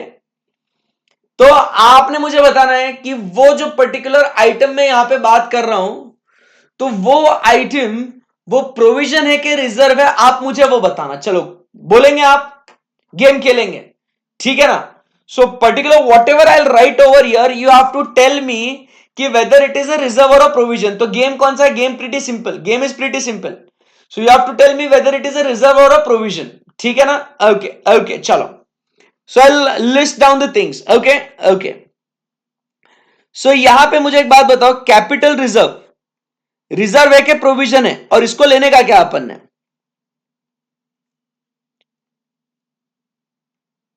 कैपिटल रिजर्व, आप बोले इसको रिजर्व है कि प्रोविजन है? Capital reserve is a reserve or a provision, चलो बोलो। Capital reserve is a reserve or a provision, चलो टेल मी। अरे छिचोरो बताओ, कैपिटल रिजर्व, फिर उसके बाद reserve capital, capital reserve reserve capital. अच्छा, कौन सा लेने का कौन सा नहीं लेने का इसके अंदर, और दोनों में क्या डिफरेंस है? मैंने बस कैपिटल रिजर्व रिजर्व कैपिटल, कौन सा लेने का कौन सा नहीं लेने का बताइए। So capital reserve is what? A reserve. चलो सर डन है, ये तो बात एकदम सिंपल है sir, capital reserve is a reserve. Okay, लेने का ले लिया, ले लिया, तूने बोला ले लिया, ले लिया। तो sir ji it is a reserve, but what is reserve capital? और ये क्या है रिजर्व कैपिटल? लेने का नहीं लेने का मतलब क्या है, जरा बताओ इसको, व्हाट इज रिजर्व कैपिटल? यह बढ़िया है भाई, व्हाट इज रिजर्व कैपिटल बताओ। Reserve capital is not a reserve, capital reserve is a reserve for particular purpose, reserve capital is a capital not called by the company. Sir don't take reserve capital, कोई बोल रहे दोनों लेंगे, capital reserve is out of profit, reserve capital is not a reserve, reserve capital नहीं लेने का। एक reserve है एक प्रोविजन है, कौन बोल रहे हैं यार, कैसा बोल रहे हैं? Reserve capital is uncalled amount, winding up पर कॉल करते हैं, very good Keshav, proud of you. तो बॉस रिजर्व कैपिटल बुक्स में दिखता है क्या? रिजर्व कैपिटल बुक्स में दिखता है क्या? नो, तो सर रिजर्व कैपिटल को नहीं लेंगे बॉस, रिजर्व कैपिटल को नहीं लेंगे, नहीं नहीं नहीं नहीं नहीं लेंगे। ऐसा बहुत बढ़िया चीज है यार, आपको कंफ्यूजन के बुक्स में दिखता ही नहीं है रिजर्व कैपिटल। बुक्स में दिखता है क्या रिजर्व कैपिटल? नहीं दिखता सर, नहीं दिखता बुक्स में रिजर्व कैपिटल, कहां से लेंगे रिजर्व एंड सरप्लस के अंदर रिजर्व कैपिटल? या ऐसा आपका केस स्टडी बेस्ड एमसीक्यू में इतना इतना परेशान करेगा ना मेरे बच्चे को, बट मैं नहीं चाहता कि मेरा बच्चा परेशान हो करके, आप समझे मेरी बात को। सो बेटा आप देखिए मेरा काम कितना आसान था, और मैं क्या कर रहा हूं मैं आपको जता रहा हूं, आप ध्यान से सुनिएगा। मेरा काम सिंपल था, paid up share capital and reserves and surplus not exceeding 1 crore बोल के अपने को ये अगले कंडीशन पे जा सकते थे, बट मुझे नहीं देखो, और कहीं पे भी ऑर्डर में आप समझिए बात को, ऑर्डर में कहीं पे भी इसका एक्सप्लेनेशन नहीं है। कहीं आपको एक्सप्लेनेशन दिख रहा है paid up capital reserves and surplus not more than 1 crore as on balance sheet date?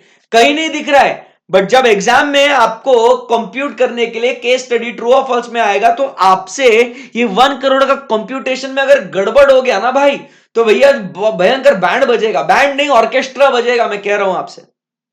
आई बात समझ में आपको? तो आप समझिए रिजर्व कैपिटल को नहीं लेंगे, बराबर के नहीं, बराबर के नहीं, बराबर के नहीं। यस, चलिए आगे बढ़ते अब। मुझे बताइए फ्री रिजर्व लेने का नहीं लेने का? फ्री रिजर्व ये रिजर्व है कि प्रोविजन है? फ्री रिजर्व बोलो,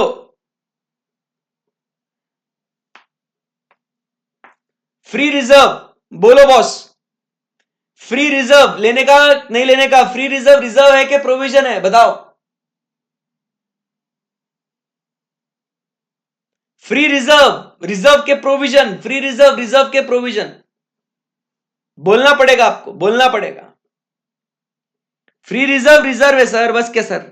अरे सर मजाक कर रहे हैं हमारे साथ, मजाक। तो रिजर्व है लेने का, ओके। फिर उसके बाद फ्री रिजर्व की बात अपन बात करते हैं।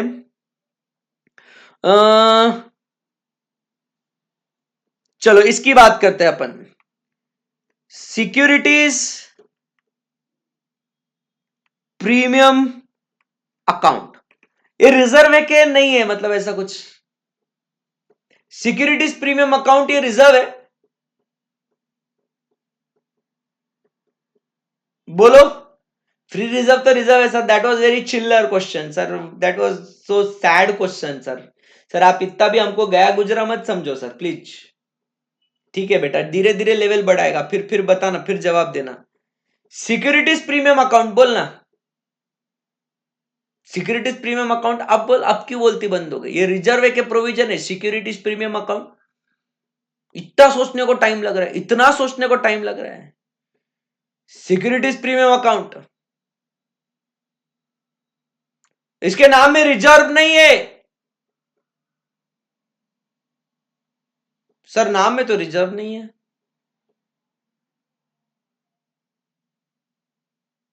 Securities premium account,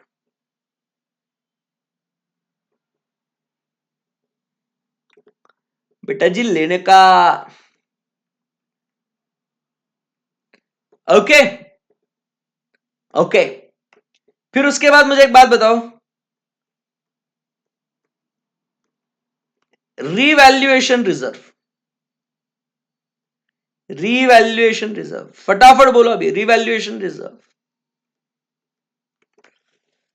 revaluation reserve reserve है क्या प्रोविजन है? चलो चलो चलो चलो चलो, we don't have the full day.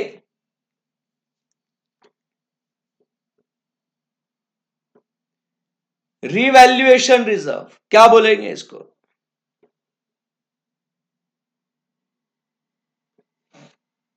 Revaluation reserve,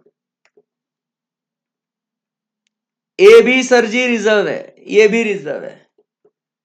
अरे नाम में रिजर्व है ना रे, येड़ा है क्या रे? लेने का इसको, लेने का। रिवैल्यूएशन रिजर्व ले, बिंदास ले। Next, capital redemption reserve, debenture redemption reserve.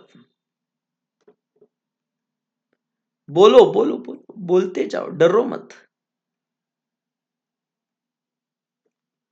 कौन सा लेने का, कौन सा नहीं लेने का, दोनों लेने का, दोनों नहीं लेने का, बोलते जाओ। So capital redemption reserve, debenture redemption reserve. आप मुझे बता दो सर, सीआरआर लेने का नहीं लेने का, डीआरआर लेने का नहीं लेने का, आप बोलते जाओ बस, मैं लिखते जाता हूं। accumulated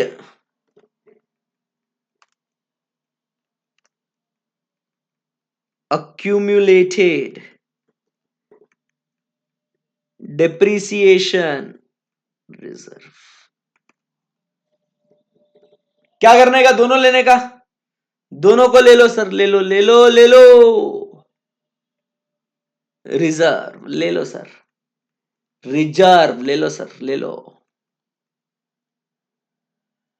हाँ जी, अब इसका बता दो, accumulated depreciation रिजर्व ले लो। accumulated depreciation रिजर्व क्या बोलते हैं पब्लिक?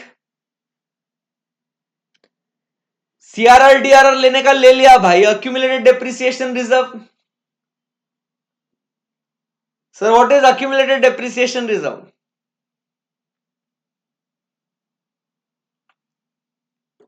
सोचो तुम लोग, तब तक मैं और एक रिजर्व सोचता हूं।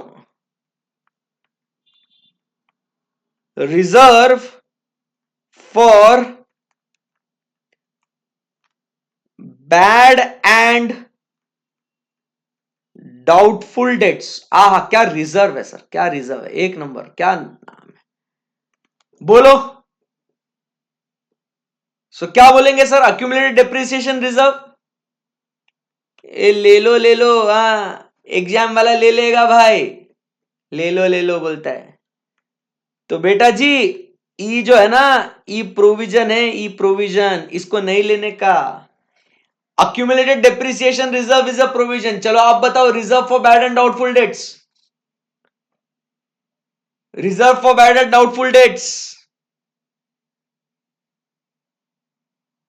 Reserve for bad and doubtful dates, sir ये भी प्रोविजन है। अरे सर, इसके नाम के अंदर रिजर्व है यार sir. Sir it's name has got reserve in it sir. Sir how you doing sir? उड़ी उड़ी उड़ी बेटा जी, नाम में रिजर्व होने से कोई रिजर्व नहीं बन जाता। समझे ना बात को आप? हाँ, एकदम इंपॉर्टेंट है भाई, एकदम इंपॉर्टेंट है। So accumulated depreciation reserve, reserve for bad and doubtful debts, ये दोनों जो है ये प्रोविजन है। आई बात समझ में आपको? तो आप समझिए बॉस, यहां पे ये ऐसी लिस्ट बनती है आपकी, जो आपको सिखाएगा, जो आपको बताएगा कि boss paid up share capital and reserves and surplus में क्या क्या बातें आनी है, क्या क्या नहीं आनी है। This list is very important for you. आई बात समझ में आपको? यस। सो ऐसा अपने को यहां पे paid up share capital and reserves and surplus not exceeding 1 crore, ये आपको ऐसा फिगर आपको देखना है बच्चा लोग। First point, paid up share capital and reserves and surplus में कोई क्वेरी, कुछ भी डिफिकल्टी है आपको तो प्लीज पूछिएगा। आई बिलीव अब आपको इसमें कोई क्वेरी नहीं होगा, एकदम परफेक्ट है। सेकेंड पॉइंट पे आते हैं।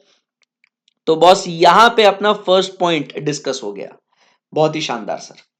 तो मास्टर कंडीशन के बाद पेड अप शेयर कैपिटल वाला पहला पॉइंट ये रहा, जो अपना फिनिश हो चुका है। बहुत मजा आया सर, बहुत मजा आया।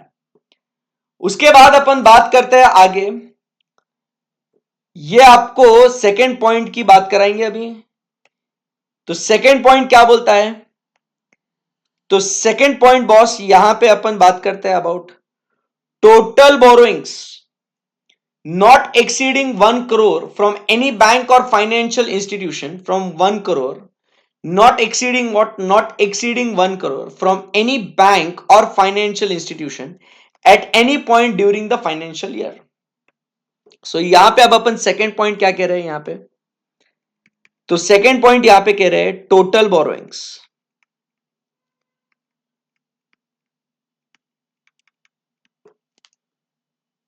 Total borrowings from whom? From banks or financial institution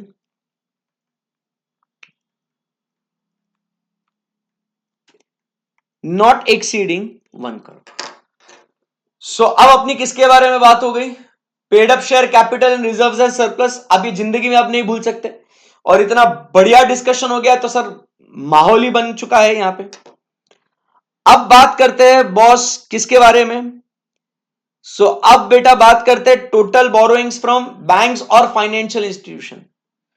तो बैंक्स या फाइनेंशियल इंस्टीट्यूशन से जितने भी जो भी बोरोइंग्स है साहब, वो सब लेने के अपन ने। मतलब आप मुझे बताइए यहां पे, tell me guys, short term loan लेने का क्या? ले ना सर। लॉन्ग टर्म लेने का क्या सर? अरे ले ना सर। सर सिक्योर्ड लेने का क्या? अरे ले ना भाई। Sir unsecured? अरे ले ना भाई। Sir temporary loans? अरे बिंदास्त।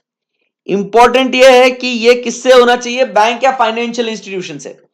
फिर चाहे वो शॉर्ट टर्म हो, लॉन्ग टर्म हो, सिक्योर्ड हो, अनसिक्योर्ड हो, टेम्पररी हो, बराबर। चाहे वो क्रेडिट कार्ड का हो, चाहे वो ओवरड्राफ्ट फैसिलिटी हो, या कैश क्रेडिट फैसिलिटी हो, भाई कुछ भी हो, आपने उसको लेना बहुत जरूरी है। आई बात समझ में आपको? यस, एकदम सिंपल सी बात है। अब यहां से आगे बढ़ते हैं। अब मुझे एक बात बताओ, फंड बेस्ड लेने का कि नॉन फंड बेस्ड लेने का?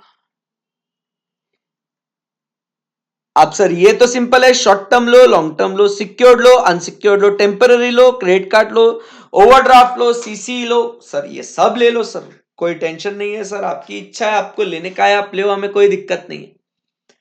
अब सवाल यह आता है कि फंड बेस्ड लोन लेने के या नॉन फंड बेस्ड लोन लेने के। That is a very very important question out यार। फंड बेस्ड लेने का या नॉन फंड बेस्ड लेने का?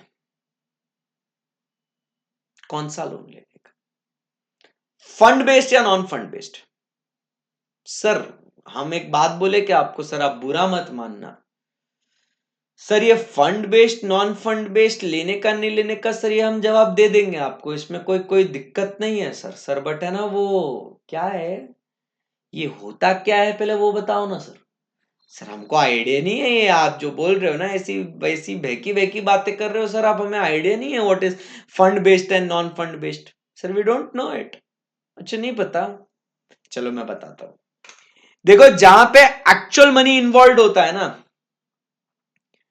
ये जो क्या बोलते हैं उसको, जहां पे एक्चुअल लोन एडवांस किया जाता है, actual money has been given, उस चीज को अपन क्या कहते हैं बॉस, उस चीज को अपन क्या कहते हैं, उस चीज को अपन कहते हैं एज व्हाट, फंड बेस्ड। बराबर। जो बैंक ने एक्चुअली लोन दिया है ना, जो बैंक ने एक्चुअली लोन दिया है ना, उसको अपन क्या बोलते हैं, फंड बेस्ड बोलते हैं। और नॉन फंड बेस्ड मतलब अगर फॉर एग्जाम्पल की अगर अपन बात करें, जैसे कि आपने सुना होगा बैंक गारंटी, सुना होगा आपने बैंक गारंटी, ठीक है ना। या तो अपन बात करते हैं about what, letter of credit.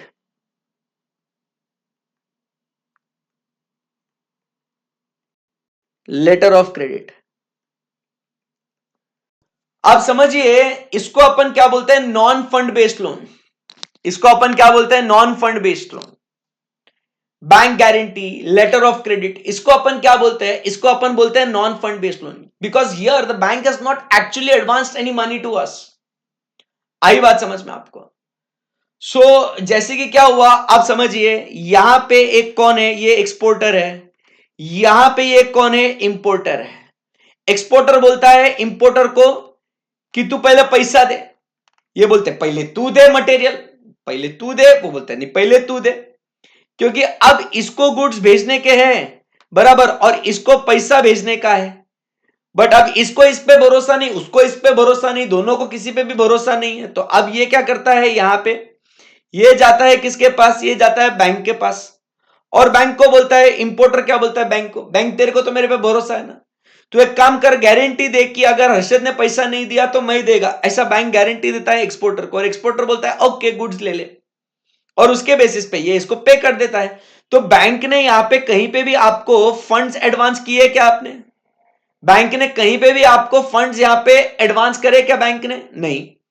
तो आप समझिए बात को, यहां पे बैंक्स ने कहीं पे भी फंड्स एडवांस नहीं करे हैं, बैंक ने बस सिर्फ और सिर्फ और सिर्फ क्या दिया है, एक गारंटी दिया है। आई बात समझ में? तो इस टाइप के लोन्स को क्या कहते हैं, फंड बेस्ड लोन्स या नॉन फंड बेस्ड लोन्स। सो इसको कहते हैं नॉन फंड बेस्ड लोन्स। तो मेरी लाइबिलिटी नहीं है, एचजे ने भले ही बैंक गारंटी लिया, बट मेरी लाइबिलिटी नहीं है बैंक को उतनी गारंटी का मैं पैसा दूं करके। आई बात समझ में आपको? इसीलिए अपन ने क्या कहते हैं बॉस, अपन ने नॉन फंड बेस्ड लोन्स को नहीं लेने का। हाँ, जब अगर मान लो बैंक ने एक्सपोर्टर को पैसा, अभी क्या हुआ, हर्षद ने, इंपोर्टर जो है हर्षद, हर्षद ने पैसा है ना एक्सपोर्टर को नहीं दिया, तो किसको देना पड़ेगा, बैंक को देना पड़ेगा, और बैंक किससे वसूल करेगा, हर्षद से। तो आप समझने की कोशिश करो, उस टाइम पे फिर वो non fund based loan convert हो जाएगा into what, fund based loan, और उस समय पे फिर आपको इसको कंसीडर करना पड़ेगा। आई बात समझ में आपको? यस, ये बात हो गई। समझ में आया what is fund based and non fund based, और फिर मैंने आपको आंसर भी बता दिया यार, इमोशनल होके,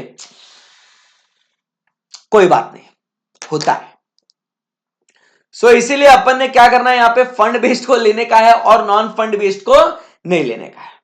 ओके ओके, अब यहां पे बात करते हैं अबाउट व्हाट, अमाउंट की जब बात करते हैं बेटा, अब अमाउंट की बात करते हैं, तो सर ऑब्वियस सी बात है, प्रिंसिपल को तो लेंगे ही लेंगे, प्रिंसिपल को तो लेंगे ही लेंगे। सवाल यह है इंटरेस्ट, व्हाट अबाउट इंटरेस्ट,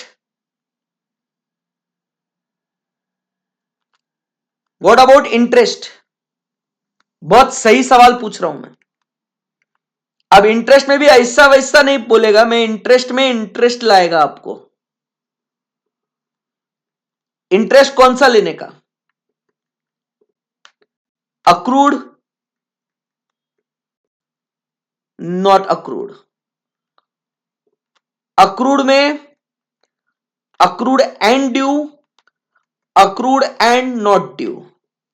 हाँ, ये बात तो बहुत बढ़िया हो गई सर। कौन सा लेंगे? अब इंटरेस्ट, पहली बात तो इंटरेस्ट लेने का कि नहीं लेने का वो सवाल है, और अगर लेने का डिसाइड किया तो कौन सा लेने का, अक्रूड, नॉट अक्रूड, या accrued and due and accrued but not due.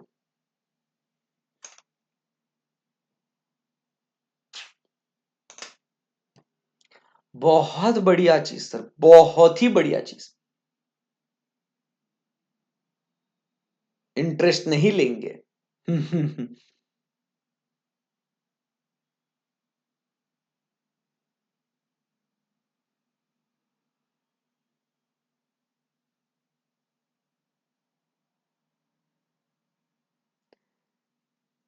तो बेटा इंटरेस्ट लेंगे, बट कौन सा लेंगे कौन सा नहीं लेंगे इसके ऊपर सवाल है। तो आप समझिए, interest accrued due and which is not paid,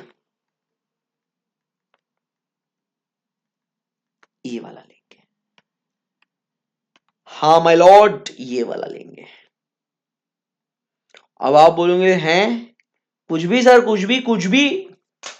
तो चलिए अपन कुछ एक बात करते हैं, मैं आपको कुछ एक समझाता हूं।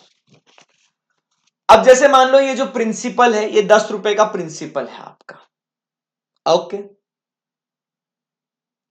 ये प्रिंसिपल है, ये प्रिंसिपल है, इसको तो लेने का लेने का।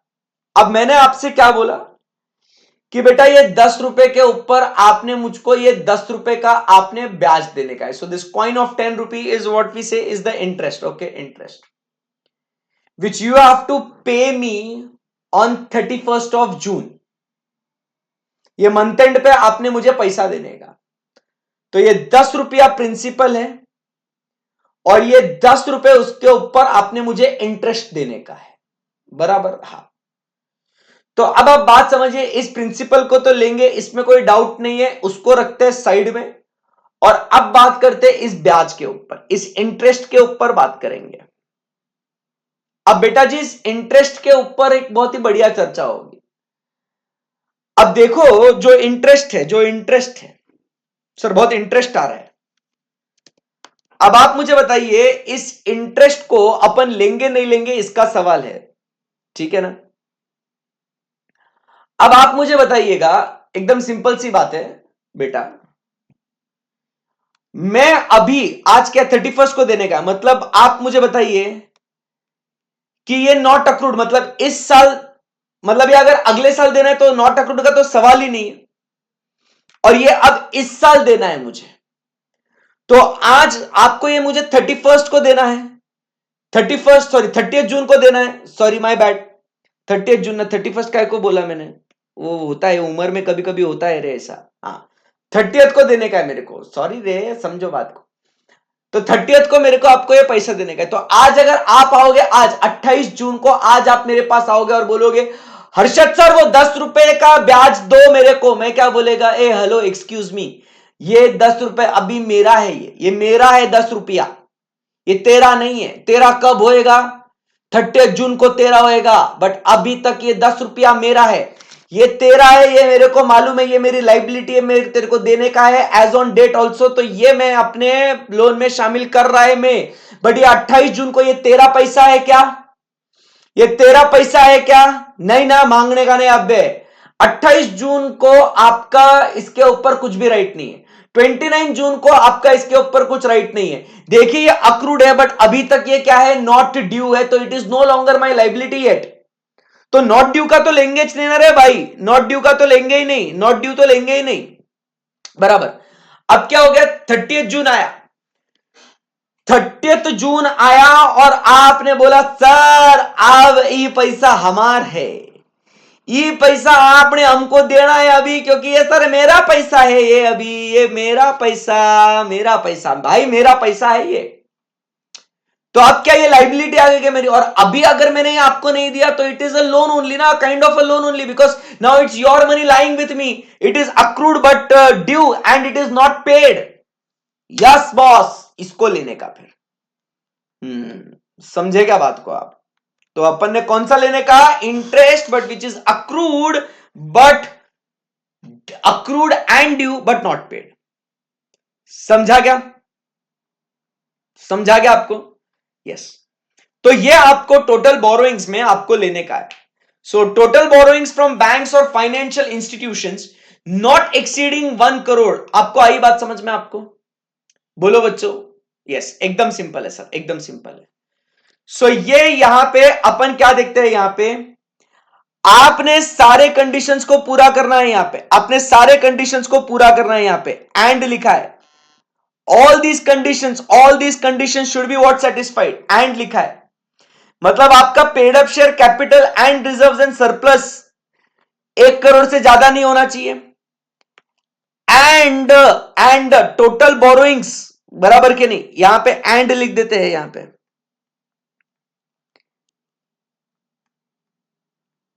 एंड टोटल बोरोइंग्स और from banks or financial institution भी वो 1 करोड़ से ज्यादा नहीं होना चाहिए। फिर एंड अगली कंडीशन, थर्ड कंडीशन, जो क्या कहता है? मजा आ रहा है ना एकदम? अरे सर क्या ही बताया आपको, मतलब नेक्स्ट लेवल। फिर उसके बाद नेक्स्ट अपना आता है third point, total revenue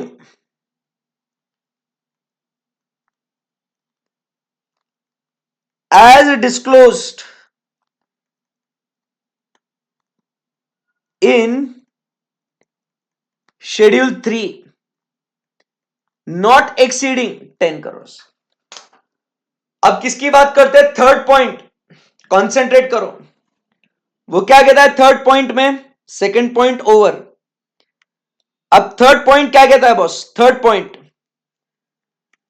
total revenue which is disclosed in schedule 3 to the companies act 2013 including revenue from discontinued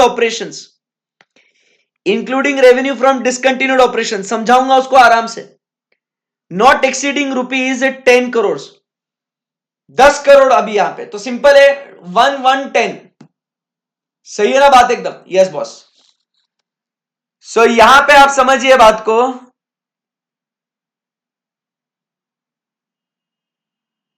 तो यहां पे आप समझिए बात को, क्या हो रहा है यहां पे? So total revenue as disclosed in schedule 3। So अभी यहां पे सर टोटल रेवेन्यू, ये क्या फंडा है? अभी ये क्या मसला है? सो टोटल रेवेन्यू आप समझिए बात को, व्हाट इज टोटल रेवेन्यू? तो शेड्यूल 3 में आपने रेवेन्यू क्या है पढ़ा होगा ना, आपके अकाउंट्स के टीचर ने आपको पढ़ाया है what is total revenue. So total revenue is what? Revenue from operations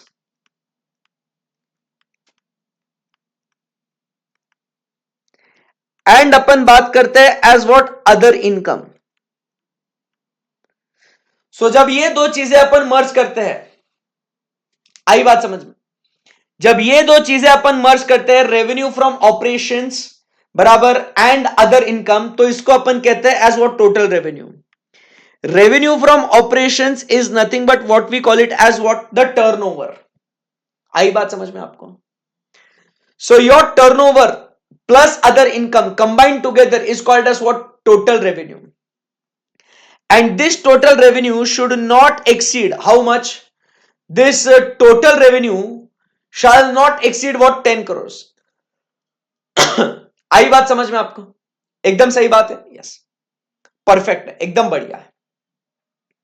तो अदर इनकम मतलब जो आपके बिजनेस का जो मेन बिजनेस नहीं है वो, जैसे कि आप बात करते हैं इंटरेस्ट इनकम है, डिविडेंड इनकम है, रेंटल इनकम है, which do not form part of your main business income, so उसको अपन अदर इनकम में कहते हैं। एग्जांपल जैसे अगर अपना कोई सेल्स वगैरह वाला जो बिजनेस है तो वो अपना रेवेन्यू फ्रॉम ऑपरेशंस है। अदर इनकम में अपना क्या आ जाता है यहां पे? सर इंटरेस्ट इनकम है, डिविडेंड इनकम है, रेंटल इनकम है, which is not a main business activity, that is not main business activity, not a main business activity, not a main business activity. Are you getting my point? So this is not a main business activity. That is very important. ठीक है ना? हाँ, अगर मेरा investing करने का main business activity है तो that won't be my other income, तो ये मेरा रेवेन्यू फ्रॉम ऑपरेशंस आएगा. तो इधर वेज आप समझते हो उसको. सिंपल सी बात है. अब यहां से बच्चा लोग आगे बढ़ते हैं and a very very important and a very healthy discussion, turnover की बात करेंगे. अब मुझे एक बात बताओ, फर्स्ट पॉइंट इसके अंदर, मेरा टर्नओवर है लेट अस से 100, मतलब मैं क्या बोल रहा हूं, मेरा सेल्स है 100 और मैंने जीएसटी चार्ज किया है 18, तो टोटल मेरा जो बिल हुआ है वो हुआ है 118 रुपए का. बराबर है कि नहीं? टोटल हुआ है 118 रुपए का. तो मैंने रेवेन्यू फ्रॉम ऑपरेशंस के लिए ए कंसीडर करना चाहिए या बी कंसीडर करना चाहिए? If I follow inclusive method of accounting and if I follow exclusive method of accounting, मेरा आंसर क्या होगा? सर क्या कर रहे हो सर, परेशान कर रहे हो आप हमें. मतलब भाई इतना सा ये पार्ट और अपन कितना डिस्कशन कर रहे हैं, मतलब समझो कितने केस स्टडीज और कितने टाइप का ट्रू और फॉल्स एंड क्या क्या चीजें आपको पूछी जा सकती है भाई. इंक्लूसिव मेथड में आप बताइए अपन ने ए लेने का या बी लेने का, एक्सक्लूसिव मेथड में आपने ए लेने का है या बी लेने का है. आपको पता है what is inclusive method and exclusive method? अरे आप जवाब देने के पहले आप कहानी में एक ट्विस्ट आ चुका है, आप वो भी देखिएगा. इंक्लूसिव और एक्सक्लूसिव मेथड, इंक्लूसिव मेथड वो मेथड होता है जिसमें अपन अकाउंटिंग करते हैं इंक्लूडिंग द टैक्सेस, और एक्सक्लूसिव मेथड में हम लोग टैक्स को अलग से दिखाते हैं और अपना सेल्स का फिगर अलग से दिखाते हैं. इफ यू नो दैट,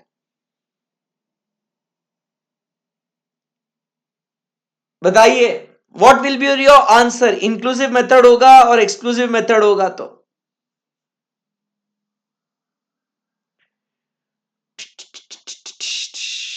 आपको पता चल गया ना इंक्लूसिव और एक्सक्लूसिव क्या होता है भाई.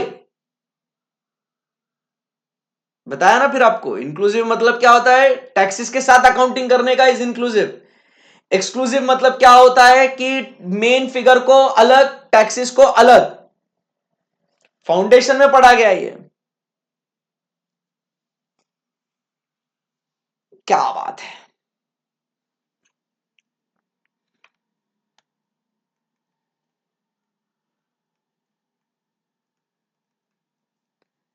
Inclusive A, exclusive B, inclusive B, exclusive A, inclusive B, exclusive A. इधर भी ए, इधर भी ए. तो चाहे आप इंक्लूसिव यूज करें या एक्सक्लूसिव यूज करें, एग्जाम में ऐसा ही कंफ्यूज करे भाई, ऐसा कंफ्यूज करे, कितना मजा आवे, बहुत मजा आवे, मजा ही मजा. अरे सर ये का हो गवा सर. मजा आता है आपको ऐसा परेशान करने में, मतलब देखो खुशी के आंसू आ गए मेरे तो. आह, अरे भाई साहब आप समझिए, चाहे इंक्लूसिव हो चाहे एक्सक्लूसिव हो, कुछ भी हो कुछ भी हो, भैया जी मेरा जो टर्नओवर है वो 100 है. अरे ये जीएसटी जो मैं 18 रुपए कलेक्ट कर रहा हूं, क्या ये मेरा पैसा है? नो, ये मेरा पैसा नहीं है. ये मैं आपसे लेगा और मैं ये सरकार को देगा. It is not a revenue of me. Is it my revenue? ये मेरा पैसा है. क्या रे, क्या बात करता है यार तू, बहकी बहकी बातें करता है. सर आप बहके बहके क्वेश्चंस भी तो पूछते हो. कोई बात नहीं. Remember whatever method of accounting you follow, I have to collect the money, बराबर के नहीं, and I have to give the money. That's it. Simple सी बात है यार, खत्म हो गई बात. सवाल आ रहा है बहुत जोर का. एक बात बताओ, अगर क्रेडिट अवेलेबल और अगर क्रेडिट नॉट अवेलेबल, ये भैया बहुत मजा आएगा. अब मुझे बताइए उस 18 रुपए का, मतलब देखो जीएसटी का कहीं और में जब पेमेंट करता हूं तो उसका क्रेडिट अवेलेबल होता है, कहीं नहीं होता है तो क्रेडिट अवेलेबल नहीं होता है. तो अब अगर मुझे बताइए क्रेडिट अवेलेबल और नॉट अवेलेबल, उस केस में क्या करने का? ए भाई साहब, सर कितना मजा आ रहा है सर, मेरे को तो चक्कर आ रहा है सर ऐसे सवाल देख के आपके। Oh my God, true confusion sir, full confusion. अब बताइए, क्रेडिट अवेलेबल है, बताओ। Credit available, credit not available. अब आप तो एकदम बढ़िया से समझते हो, टैक्स और जीएसटी आपका बढ़िया तरीके से हो चुका है।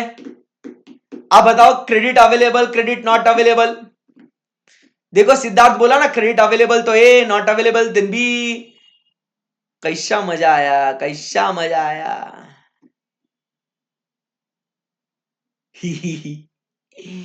अरे मेरे नादान परिंदो, हम तो उड़ गए सर, फुल उड़ गए।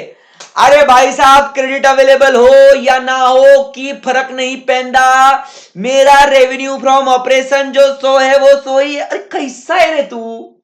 सर मैं मजे में, बढ़िया, आप सुनाओ। ए पप, अरे साहब समझिए बात को। अरे भाई साहब, मेरा रेवेन्यू कितना है, भले ही मेरे को अरे क्रेडिट अवेलेबल रहा, मतलब मैंने ऑलरेडी पेमेंट किया है ना उसका, तो उसका क्या संबंध है? अपन कॉस्ट थोड़ी निकाल रहे, कॉस्टिंग की दुनिया में थोड़ी है भाई। अरे कॉस्टिंग का लेक्चर खत्म हो गया। आपको क्या लगा हर्षद सर आया इधर कॉस्टिंग के बात करेंगे तो खुश होएगा, शाबाशी मिलेगा? अरे फटका पड़ेगा, समझा क्या? कॉस्टिंग का दुनिया खलास, कॉस्टिंग का दुनिया खलास, अब इधर आए, है ना? हाँ, तो भैया जी, क्रेडिट अवेलेबल हो ना, मेरा रेवेन्यू, रेवेन्यू फ्रॉम ऑपरेशन कितना है भाई, कितना है भाई? ए ए ए खलास। दूसरा, दूसरा दूसरा पॉइंट पे आते हैं, चलो फटाफट। अभी सेल्स है 100, ठीक है ना? ट्रेड डिस्काउंट दिया 10 रुपया, टोटल हो गया 90। सर सीरियसली, मतलब अभी आप ऐसा टॉर्चर करेंगे? बताइए, रेवेन्यू फ्रॉम ऑपरेशंस की है भाई,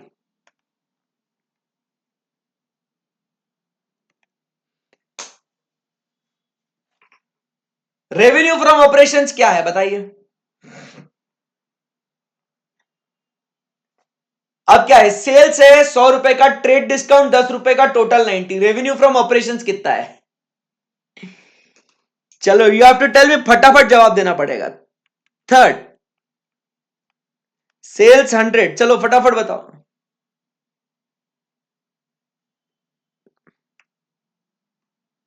सर इसमें तो मतलब क्या है सर, सिंपल है, this is revenue from operation is B sir, no no tension, ये पता था मेरे को।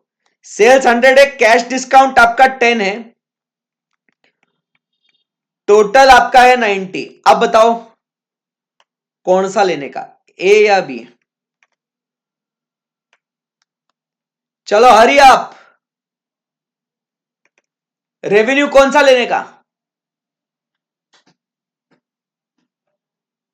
रेवेन्यू कौन सा लेने का अभी थर्ड वाले केस में? चलो हरी आप बताओ फटाफट।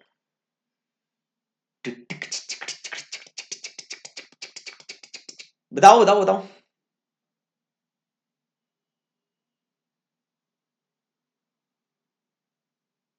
So cash discount is what sir? Sir it's an expenditure sir, ये तो बहुत सिंपल है सर, यहां पे ए लेने का कोई टेंशन नहीं है, बराबर, एकदम बेस्ट है। सो ये आपको समझ में आ गया ना आपको? बेस्ट है। सो ये आपको कुछ ऐसे simple simple confusing questions create हो सकते हैं आपके, सो ये बात हो गई। So my dear friends, my dear students, lovely lovely lovely students, sir this was the CARO discussion today, amazing amazing sir, एक ही नंबर। सो बॉस क्या बोलते हैं पब्लिक, इंटरेस्टिंग चीज going on, very interesting sir, very interesting. तो यहां पे आज अपन, मैंने कहा था ना आज का पूरा लेक्चर ये यहीं पे अपना निपटेगा। I believe now you have a good amount of confidence on which companies are to be included in Caro and which are not included from the provisions of applicability of order. So आज बेटा अपने को ये बात तो समझ में आ गई ये बात तो अपने को समझ में आ गई कि किसे किसे कारो एप्लीकेबल है और किसे किसे कारो एप्लीकेबल नहीं है। अब जिन कंपनीज को कारो एप्लीकेबल हो जाएगा उन कंपनीज के ऑडिटर्स ने क्या करना है, ये कल आएंगे और कल अभी अपने को डिस्कस करना है about what, tomorrow we have to discuss the matters which are to be reported. अब देखिए आप समझिए मेरा काम ये, अगर मेरे को इतना सा पढ़ाना होता ना, it will not take more than 5 minutes to just read this. अपने को ऐसा खेल खेलने का नहीं है, अपने को चीटिंग करना ही नहीं है, अपने को पूरा काम ईमानदारी से करने का है। आपको तो पता है शॉर्टकट टू सक्सेस नहीं है, रिमेंबर दैट। फटाफट पढ़ के जाएगा। हाँ आप ध्यान में रखेगा 1 करोड़, कल आके थोड़ा और इसको बैलेंस शीट डेट पे एट एनी पॉइंट उसका थोड़ा बहुत डिस्कशन करने का है। मैं इतना 1 करोड़ 10 करोड़ बोल के निपटा सकता था, नहीं होना चाहिए ऐसा। शॉर्टकट टू सक्सेस नहीं है, मेरी बात समझना। हर चीज को कोई भी प्रोविजन, अभी ये लॉ पढ़ रहे हैं फिर बाद में ऑडिट का टेक्स्ट पढ़ेंगे, हर चीज को डिटेल में विस्तार में पढ़ना है, ठीक है ना। Yes absolutely yes sir. चलो thank you very much, see you tomorrow, bye bye, take care, all the best for the remaining day. जाता है मैं अभी, बहुत परेशान करा तुमको, कल मिलता हूं, कल और परेशान करेगा। आओ कल देखो, तुमने अभी पैसा भरा है परेशान होने के लिए, फुल परेशान करेगा, है ना। चलो अलविदा my dear lovely lovely students, will miss you the entire day, will miss this torture, see you tomorrow new torture के साथ, फुल मजा नहीं life. Love you guys, bye bye, take care, stay happy, stay blessed, bye bye, take care.